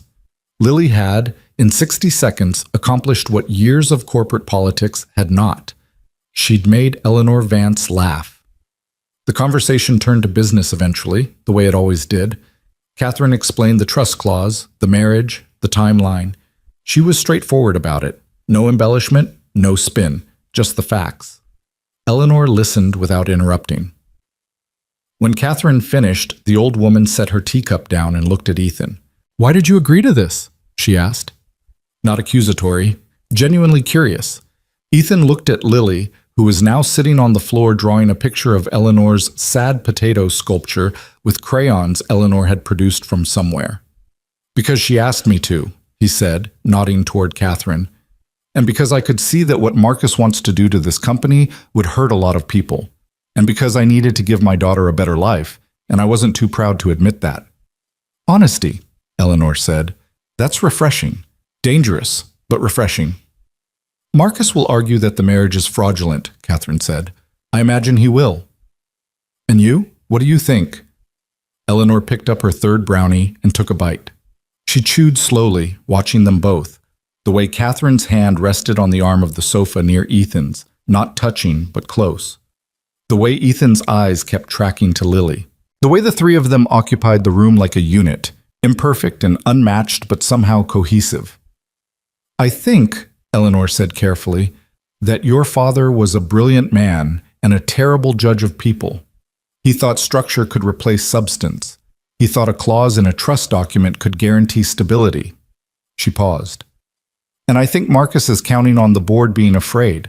Afraid of scandal, afraid of uncertainty, afraid of looking foolish." "And you?" Catherine asked again. "Are you afraid?" Eleanor smiled. It was small and ancient and full of something that might have been mischief. "My dear, I'm 81 years old. I have survived 4 recessions, 2 husbands, and a board seat with your father. Fear is no longer in my vocabulary." She didn't say which way she'd vote. She didn't need to. The conversation moved on to other things. Eleanor's garden, Lily's school, a story about Richard Ellison getting lost in a hotel in Dubai because he'd refused to ask for directions. By the time they left, the sun was low and the brownies were gone. In the car on the way home, Lily fell asleep in the back seat. Catherine stared out the passenger window, and Ethan drove, and neither of them spoke until they were back on the expressway. "She liked you," Catherine said. "She liked Lily." "She liked you too. She wouldn't have eaten 3 brownies if she didn't." "Is that how Eleanor Vance shows approval? Through baked goods?" "Through attention. She gave you her full attention for 2 hours. She hasn't done that with anyone since my father died. Ethan checked the rearview mirror. Lily was out cold, her head tilted against the car seat, her mouth slightly open. The board meeting is in 3 days, he said. I know. Are you ready? Catherine turned to look at him. In the fading light, with the highway stretching ahead of them, she looked different again. Not the CEO, not the strategist, not the woman who planned everything. Just a person sitting in a car, watching the world move past, carrying the weight of something she hadn't asked for and couldn't put down. No, she said, but I'm showing up. Ethan glanced at her and recognized his own words from weeks ago, given back to him in her voice. And something in the space between them, the front seat of a car with a sleeping child behind them and a fight ahead of them, felt less like an arrangement and more like the thing it was supposed to be pretending to be. He kept driving. The city grew closer, its light spreading across the horizon like a promise that hadn't decided yet whether to keep itself. The morning of the board meeting, Ethan woke up at 4:17 a.m. and couldn't go back to sleep. He lay in the dark and listened to the house, the hum of the heating system, the faint creak of old wood settling. Down the hall, Lily was sleeping. He knew because he'd checked on her twice already, standing in her doorway like a man guarding something he couldn't name. She'd kicked her blanket off. He'd put it back. She'd kicked it off again. He'd left it. At 5, he gave up on sleep and went downstairs. The kitchen was dark except for the light above the stove, which Catherine always left on, a habit she said she'd picked up from her mother, who'd believed that a house should never be completely dark. He made coffee.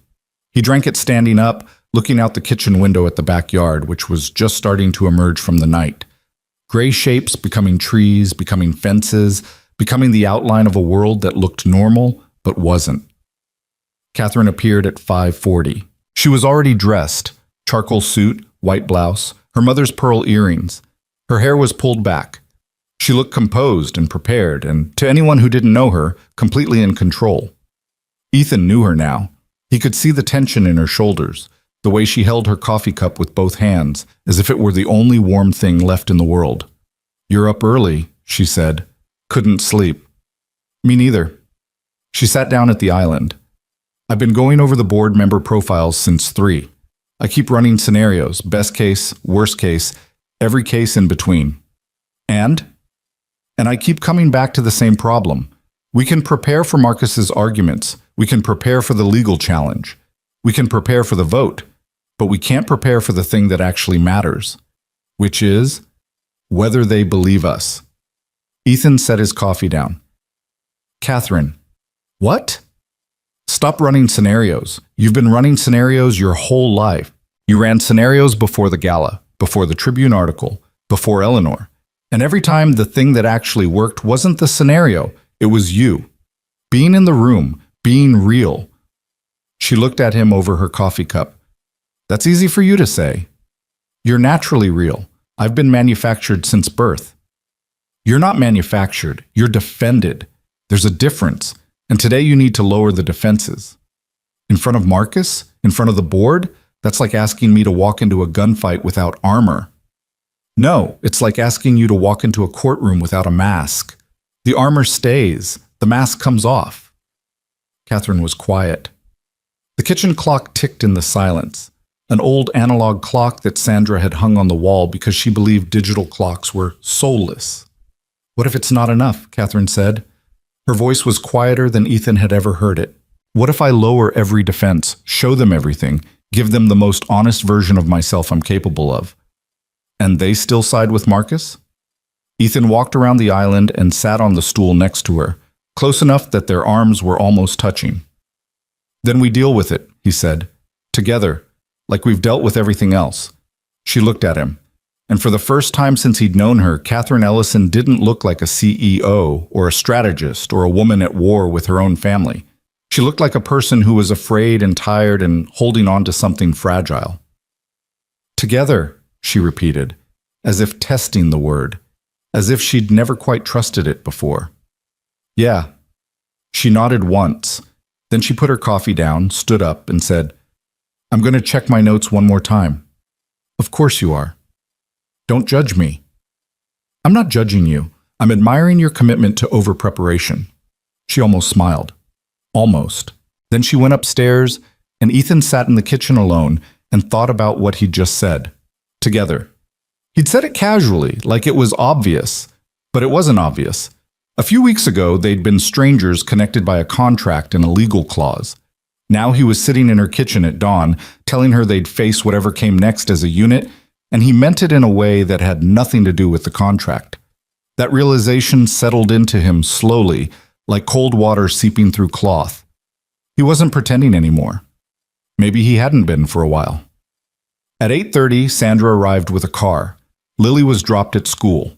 Ethan walked her to the bus, held her hand, told her he'd be there when she got home. "Are you going to work, Daddy?" "Yeah, Lil. Big meeting." "Are you nervous?" "A little." She squeezed his hand. "Just do what you always tell me. Take a deep breath and remember you're brave." He knelt down and hugged her. She smelled like maple syrup and the lavender fabric softener he still used on her sheets. "I'll remember," he said. The Ellison Hospitality Group's corporate headquarters occupied the top 6 floors of a building on Wacker Drive. The boardroom was on the 44th floor, a vast, wood-paneled space with a table long enough to land a small aircraft. Floor-to-ceiling windows offered a view of the Chicago River and the city beyond, laid out in grids and angles like a machine designed by someone who believed in order. When Ethan and Catherine arrived, half the board members were already seated. Sandra had arranged name placards, water glasses, and document folders with military precision. A court reporter sat in the corner. Catherine had insisted on an official transcript because Marcus could spin a private conversation, but he couldn't rewrite a verbatim record. The board members filtered in over the next 10 minutes. Ethan studied each one, matching faces to the profiles Catherine had drilled into him. The Loyalists: Patricia Webb, James Okoro, Susan Chang, Robert Diaz, Michael Tan, Angela Morris, sat on Catherine's side of the table with the settled confidence of people who'd already made up their minds. The 2 Marcus sympathizers, Victor Hale and Richard Stafford, sat at the opposite end, leaning toward each other, whispering. The neutrals, Diana Reeves, Thomas Kraft, Martin Cho, clustered in the middle with the carefully blank expressions of people who intended to be persuaded by whoever made the best case. Eleanor Vance arrived last. She walked in at exactly 9 o'clock, wearing a navy blue jacket and a silk scarf that probably predated most of the people in the room. She sat down at the head of the table, not because it was assigned to her, but because no one had ever dared suggest she sit anywhere else, and folded her hands. "Good morning," she said. "Let's not waste time." Marcus entered 30 seconds later, flanked by Vivian Cross and a younger man Ethan didn't recognize, probably an associate. Marcus was wearing confidence like cologne, heavy, intentional, designed to fill the room before he even opened his mouth. "Good morning, everyone," Marcus said, taking his seat. "Thank you for making time for this. I know it's been called under unusual circumstances, and I appreciate the board's willingness to hear my concerns." Harold Kessler, the trustee, sat near the door with a legal pad and the expression of a man who had seen everything and been impressed by none of it. Eleanor called the meeting to order. Marcus's request was entered into the record, a formal challenge to the validity of Catherine's marriage as it related to the trust clause. Vivian Cross presented the case. She was methodical and devastating. She laid out the timeline. First documented meeting between Ethan and Catherine, marriage 23 days later, no prior relationship history, no mutual social connections, no evidence of a pre-existing romantic involvement. She presented financial analysis showing the strategic benefit of the marriage to Catherine's trust position. She referenced the trust clause directly, arguing that its intent was to ensure genuine partnership, not to create a loophole for contractual arrangements. The timeline speaks for itself, Vivian concluded. This marriage was entered into for the sole purpose of satisfying the trust clause. That constitutes a violation of both the spirit and the substance of the trust, and the board has a fiduciary responsibility to investigate. The room was very quiet. Marcus leaned forward. "I want to be clear. I'm not attacking Catherine personally. She's my family, and I respect what she's accomplished. But the integrity of this company depends on the integrity of its governance. If the trust clause can be circumvented through a manufactured marriage, then the entire structure my uncle built becomes meaningless. I owe it to his memory to make sure that doesn't happen. It was a good performance. Polished, reasonable, almost sympathetic. Ethan could see it landing with the neutrals. Diana Reeves was nodding slightly, and Thomas Kraft was reviewing Vivian's timeline document with furrowed brows. Eleanor turned to Catherine.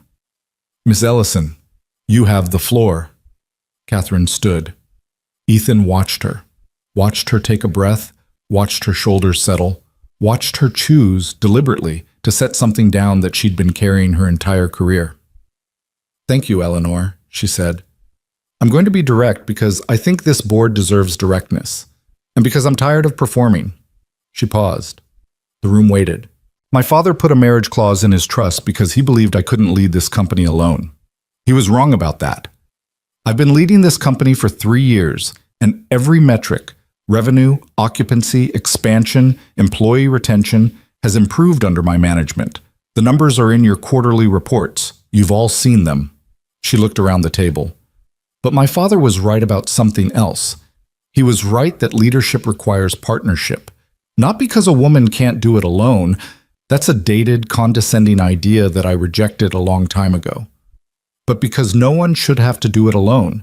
Because the best decisions are made by people who have someone to challenge them, push back on them, tell them when they're wrong." She turned to Ethan. "This is my husband. His name is Ethan Cole.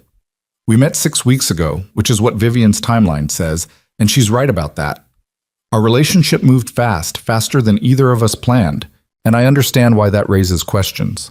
Marcus shifted in his seat. Vivian made a note. "But I want to tell you something about Ethan that the timeline doesn't show," Catherine continued. "On his first night in this world, my world, the world of contracts and clauses and power plays, he told me that his one non-negotiable condition was that his 5-year-old daughter would never be used as a prop.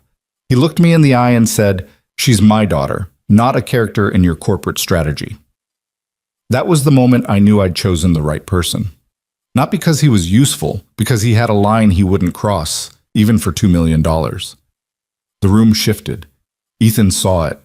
A subtle change in the atmosphere, like the air pressure adjusting before a storm. The neutrals were looking at him now, really looking, as if seeing him for the first time. "Marcus is asking you to believe that this marriage is a fraud," Catherine said. "He's asking you to believe that I would manipulate the trust my father built, deceive this board, and risk the reputation of a company I've given my entire adult life to, all for a legal loophole. And I want you to ask yourselves, does that sound like me? In 3 years of working with me, have I ever taken the easy way? Have I ever cut a corner? Have I ever asked you to trust me and then let you down?" Silence. Patricia Webb was watching Catherine with an expression that was close to fierce. "I'm not going to stand here and defend my marriage. I'm not going to produce text messages or social media posts or whatever evidence Vivian thinks should exist. Because real relationships don't live in timelines and documentation. They live in the moments nobody sees. They live in the 4 a.m. conversations about fear and failure. In the dinners where the spaghetti is terrible but everyone eats it anyway because a 5-year-old made it. In the decision to show up, not because you have to, but because you choose to." She looked at Marcus. "My cousin has spent the last 6 months positioning himself to take control of this company. He's had private meetings with board members. He's leaked stories to the press. He's hired lawyers to challenge a marriage he knows nothing about. And he's done all of this while contributing exactly nothing to the company's operations, strategy, or growth. Not one meeting attended, not one report filed, not one employee interaction. He wants the crown without doing the work. That's not leadership. That's ambition without substance." Marcus's composure cracked. Not a lot. Just a tightening around the jaw, a flash of something hard in his eyes. He opened his mouth, but Vivian put a hand on his arm. "Respectfully," Vivian said, "the question before the board is not about Mr. Ellison's contributions. It's about the validity of the trust clause compliance." "The question before the board," Catherine said, "is whether they trust me. That's always been the question. My father tried to answer it with a clause. Marcus is trying to answer it with a legal challenge. But the real answer is in this room, in the work I've done, in the company I've built on the foundation my father laid." She sat down. The room was still. Ethan could hear the ventilation system humming. He could hear the court reporter's fingers hovering over the keys. Eleanor Vance looked at Marcus. "Mr. Ellison, do you have a response?" Marcus stood. He was rattled. Ethan could see it in the way he buttoned his jacket, a displacement gesture, buying time. "With all due respect to Catherine, emotion isn't evidence," Marcus said. "She gave a moving speech, but she didn't address the core issue. The timeline is suspicious. The marriage is convenient. And the board has a responsibility to ensure that the trust clause is honored as intended, not circumvented through a strategic arrangement." "Then let me address it," Ethan said. Every head in the room turned to him. He hadn't planned to speak. Catherine's strategy had called for him to be present but silent, a supporting character, not a principal. But sitting in that chair watching Marcus try to rebuild his case on the rubble of Catherine's speech, something in Ethan broke loose. Not anger, not strategy, something more personal. "My name is Ethan Cole," he said, standing. "I'm a crisis consultant. I'm a single father. And yes, I married Catherine Ellison 6 weeks after I met her. Marcus is right. The timeline is fast. Vivian is right. There's no social media trail, no history of shared events, no Instagram posts with matching hashtags. Because that's not how we happened." He looked at Marcus. "You don't know me. You've been investigating me, which means you know my resume and my credit score and probably what kind of cereal I buy. But you don't know why I'm standing here, so let me tell you." He took a breath. "I'm standing here because 3 years ago, my daughter's mother walked out and left me with a baby and no plan. I'm standing here because I've spent every day since then trying to be enough. Enough parent, enough provider, enough of everything. And most days, I've fallen short. I'm standing here because when Catherine Ellison called me at midnight and told me her company was in danger, I saw a woman who was fighting for something bigger than herself, and I recognized that fight because I've been fighting it every morning since my daughter was born." The room was absolutely still. "You want to know if our marriage is real? I'll tell you what's real. 3 weeks ago, my daughter told Catherine a story about a talking fish, and Catherine listened to every word. Not because she had to, not because it was part of some strategy, but because she was interested. Because that's who she is when nobody's performing. Last week, Catherine tried to cook spaghetti for the first time in her life, and it was genuinely awful, and we ate it anyway, all 3 of us, sitting at the kitchen counter laughing about how much garlic she'd used. That's not a contract. That's Tuesday night at our house." He paused.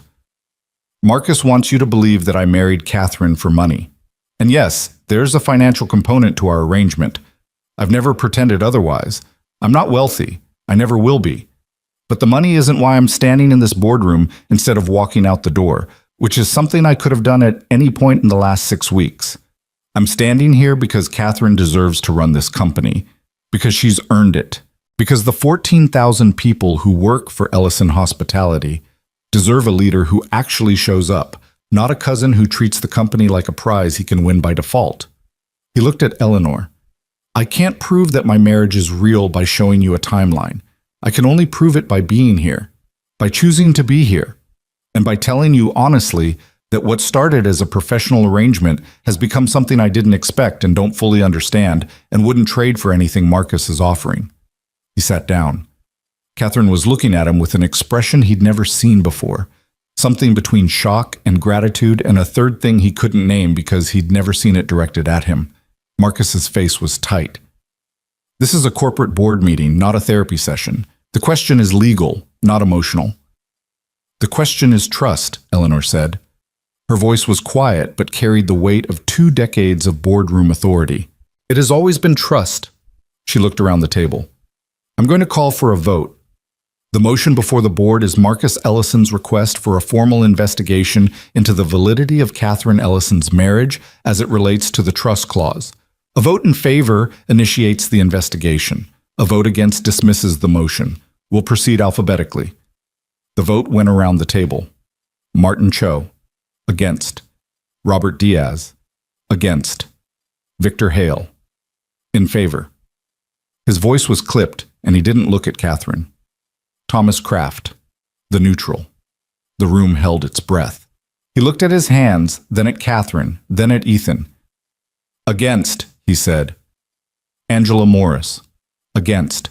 James Okoro, against. Diana Reeves, another neutral. She took longer than the others, tapping her pen against the table in a rhythm that made Ethan's pulse match it. Against, she said. Richard Stafford. In favor. He and Hale exchanged a glance. Michael Tan. Against. Eleanor Vance. She paused. The entire room leaned forward by a fraction of an inch. Against, she said. And then, looking directly at Marcus, and I would advise Mr. Ellison to redirect his considerable energy towards something more productive than challenging the personal decisions of a woman who has done more for this company in 3 years than most people do in a career.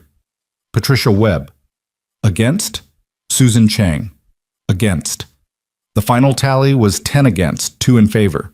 Marcus's motion was dismissed. The room exhaled.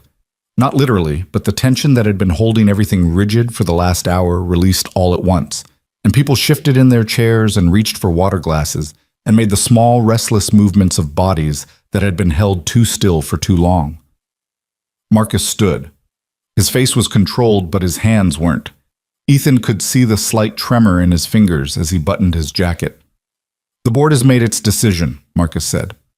I respect it, but I want it on the record that I believe this process has been compromised by sentiment rather than governed by substance. Noted, Eleanor said. And for the record, Mr. Ellison, sentiment built this company. Your uncle understood that, even when he got other things wrong. Marcus left the room without shaking anyone's hand. Vivian Cross followed, her briefcase swinging with the controlled efficiency of a woman who was already calculating the next move. But the next move, Ethan knew, had just gotten much harder. The board had not only rejected Marcus's motion, they'd humiliated him. And in corporate politics, humiliation was the one thing that couldn't be undone. After the boardroom cleared, Catherine and Ethan sat in the hallway outside, on a bench that looked like it had been designed for decorative purposes rather than actual sitting. Sandra had gone to arrange the car. The building was quiet around them. The hush of a corporate tower at mid-morning, all its dramas contained behind closed doors. Catherine was staring at the wall opposite, where a framed photograph of the Ellison Grand hung. The building at sunset, its glass facade reflecting the sky. You weren't supposed to speak, she said. I know. What you said in there about the spaghetti, about Lily, about choosing to be here, that wasn't in any plan. No. Then why did you say it? Ethan looked at her. She was sitting very straight, the way she always did, but her hands were in her lap, and they were shaking slightly, the way hands shake after a crisis passes and the body finally catches up to what the mind went through. Because it was true, he said, and because Marcus was winning and the only weapon I had left was the truth. You called it a weapon. Isn't it? In a room full of people who've been lied to their whole lives, the truth is the most dangerous thing you can say. Catherine was quiet. Then she said, Ethan, the contract. What about it?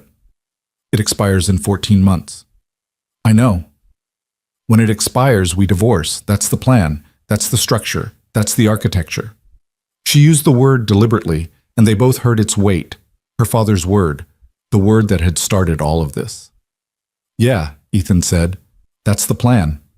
She turned to look at him. What if I don't want to follow the plan? The hallway was very quiet. Somewhere below them, the city hummed. Traffic, voices, the constant churning of 10 million lives. But up here, on the 44th floor, there was nothing but the two of them and the space between them, which had been shrinking for weeks and was now barely there at all. Catherine, Ethan said, don't say something practical. Don't say something strategic. I've had enough strategy to last me 3 lifetimes. Just tell me what you want. He thought about Lily, about the purple horse and the cereal dinners and the apartment that already felt like a memory, about Mrs. Huang and the dumplings and the Korean dramas, about the elevator ride up to the 42nd floor on a Tuesday night that felt like 100 years ago. And he thought about Catherine, not the CEO, not the billionaire, not the strategist, the woman who'd eaten terrible brownies with an 81-year-old and laughed at a 5-year-old's fish story and tried to cook spaghetti because she'd never done it before and wanted to know what it felt like to make something with her own hands. I want to stay, he said, not because of the contract, not because of the money, Because every morning when I come downstairs and you're sitting at the counter with your coffee, pretending to read financial reports while Lily tells you about whatever dream she had, that's the first time in 3 years I haven't felt like I'm doing this alone. Catherine's composure, the composure she'd maintained through the meeting, through Marcus's attack, through Vivian's cross-examination, finally broke. Not dramatically, not with tears or collapse, just a softening, a letting go, the face behind the face. I don't know how to do this, she said. I don't know how to be someone's partner without a contract defining the terms. I don't know how to be a part of a family that isn't built on obligation and performance. I don't know how to be the person Lily thinks I am. Lily thinks you're a woman who fell off horses and liked it. She thinks you're interesting. That's a pretty good starting point. It's a terrifying starting point. Everything worth doing is terrifying. That's not a bumper sticker. That's just how it works. She laughed. It was rough and short and slightly unhinged, the kind of laugh that happens when the pressure finally releases and the body doesn't know whether to celebrate or collapse. So what happens now? She asked. Now we go home. I pick up Lily from school. You pretend to work while she tells you about her day. I make dinner. Actual dinner, not cereal. And you sit at the counter and critique my cooking the way you critique quarterly reports. I don't critique quarterly reports. I dismantle them. Then dismantle my cooking. I can take it. Your cooking deserves dismantling. See, we're already communicating. Sandra appeared at the end of the hallway. Car's ready. They stood up. And in the hallway of the 44th floor, in a building that belonged to a company that had nearly been taken from her, Catherine Ellison reached out and took Ethan Cole's hand. Not for a camera, not for a board member, not for a reporter or a cousin or a dead father's ghost, for herself. Because she wanted to. Because wanting to was enough. They rode the elevator down together. Sandra stood in the corner, pretending to check her phone, very deliberately not looking at their joined hands. In the car, Catherine called Harold Kessler. The estate finalization would proceed as scheduled. The trust clause had been satisfied. The shares would transfer to Catherine's control within 45 days. Kessler confirmed it all in his usual monotone, and Catherine thanked him. And that was that. 3 generations of legacy secured in a 2-minute phone call. Ethan looked out the window. Chicago was doing what Chicago always does. Grinding forward, building and breaking and rebuilding, a city that had burned down and come back harder, the way stubborn things do. He thought about his father, about grease-stained hands and a bad back and the words, "Every decision you make is a door. Make sure you know what's on the other side before you walk through." He hadn't known what was on the other side. He'd walked through anyway, and what he'd found was something he couldn't have predicted. Not love at first sight, because that wasn't how this worked. Something messier, slower, less romantic, and more real. 2 people who'd been broken in different ways by different forces, finding that their broken edges somehow fit. Not perfectly. Nothing about this was perfect. Catherine still worked too much and shared too little and defaulted to strategy when she should have defaulted to honesty.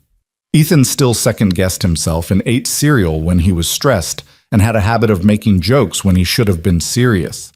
They argued about stupid things, whose turn it was to pick up Lily, whether the thermostat should be at 68 or 72, whether Lily needed more structure or more freedom. But they argued the way people argue when they plan to be around for the resolution, with frustration, not finality, with heat, not cruelty, with the underlying assumption that tomorrow they'd still be sitting at the same counter, drinking the same coffee, starting over. That evening, Ethan picked up Lily from the after-school program.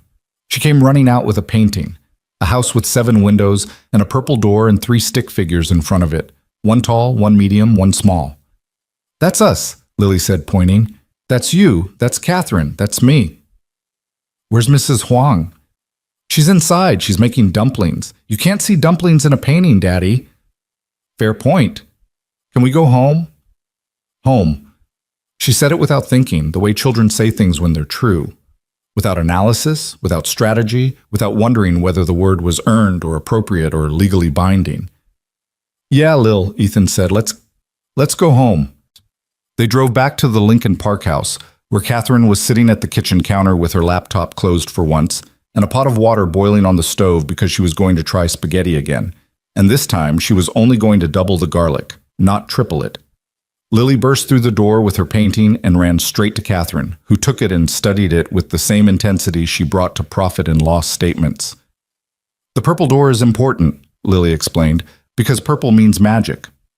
"I see," Catherine said. "And why does our house have 7 windows?" "Because 7 is the best number. Everyone knows that." "I didn't know that." "Now you do. You're welcome." Ethan leaned against the kitchen doorframe and watched them. The billionaire and the 5-year-old bent over a painting of a house that didn't exist yet, discussing the magical properties of the color purple and the numerical superiority of 7. It was ridiculous and impractical and had no strategic value whatsoever. It was everything. There is something people don't tell you about the moments that change your life. They don't announce themselves. They don't arrive with music or lighting or a narrator's voice explaining what's happening. They come disguised as Tuesday nights and terrible spaghetti and conversations about talking fish. They come in the shape of a 5-year-old's painting, hung on a refrigerator with a magnet shaped like a ladybug. They come when you stop planning for them and start living in them. Ethan Cole walked into that kitchen, sat down at the counter, and started chopping onions for the spaghetti sauce. Catherine told him he was doing it wrong. Lily told them both that she didn't even like onions. The water boiled over because nobody was watching it, and Catherine burned her thumb on the pot handle, and Lily laughed so hard she fell off her stool. It was messy. It was loud. It was completely, stubbornly, defiantly imperfect.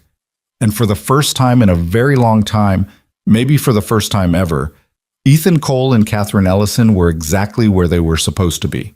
Not because a contract put them there, not because a clause demanded it, not because a dead man's architecture required it, because they chose it. Both of them. Together.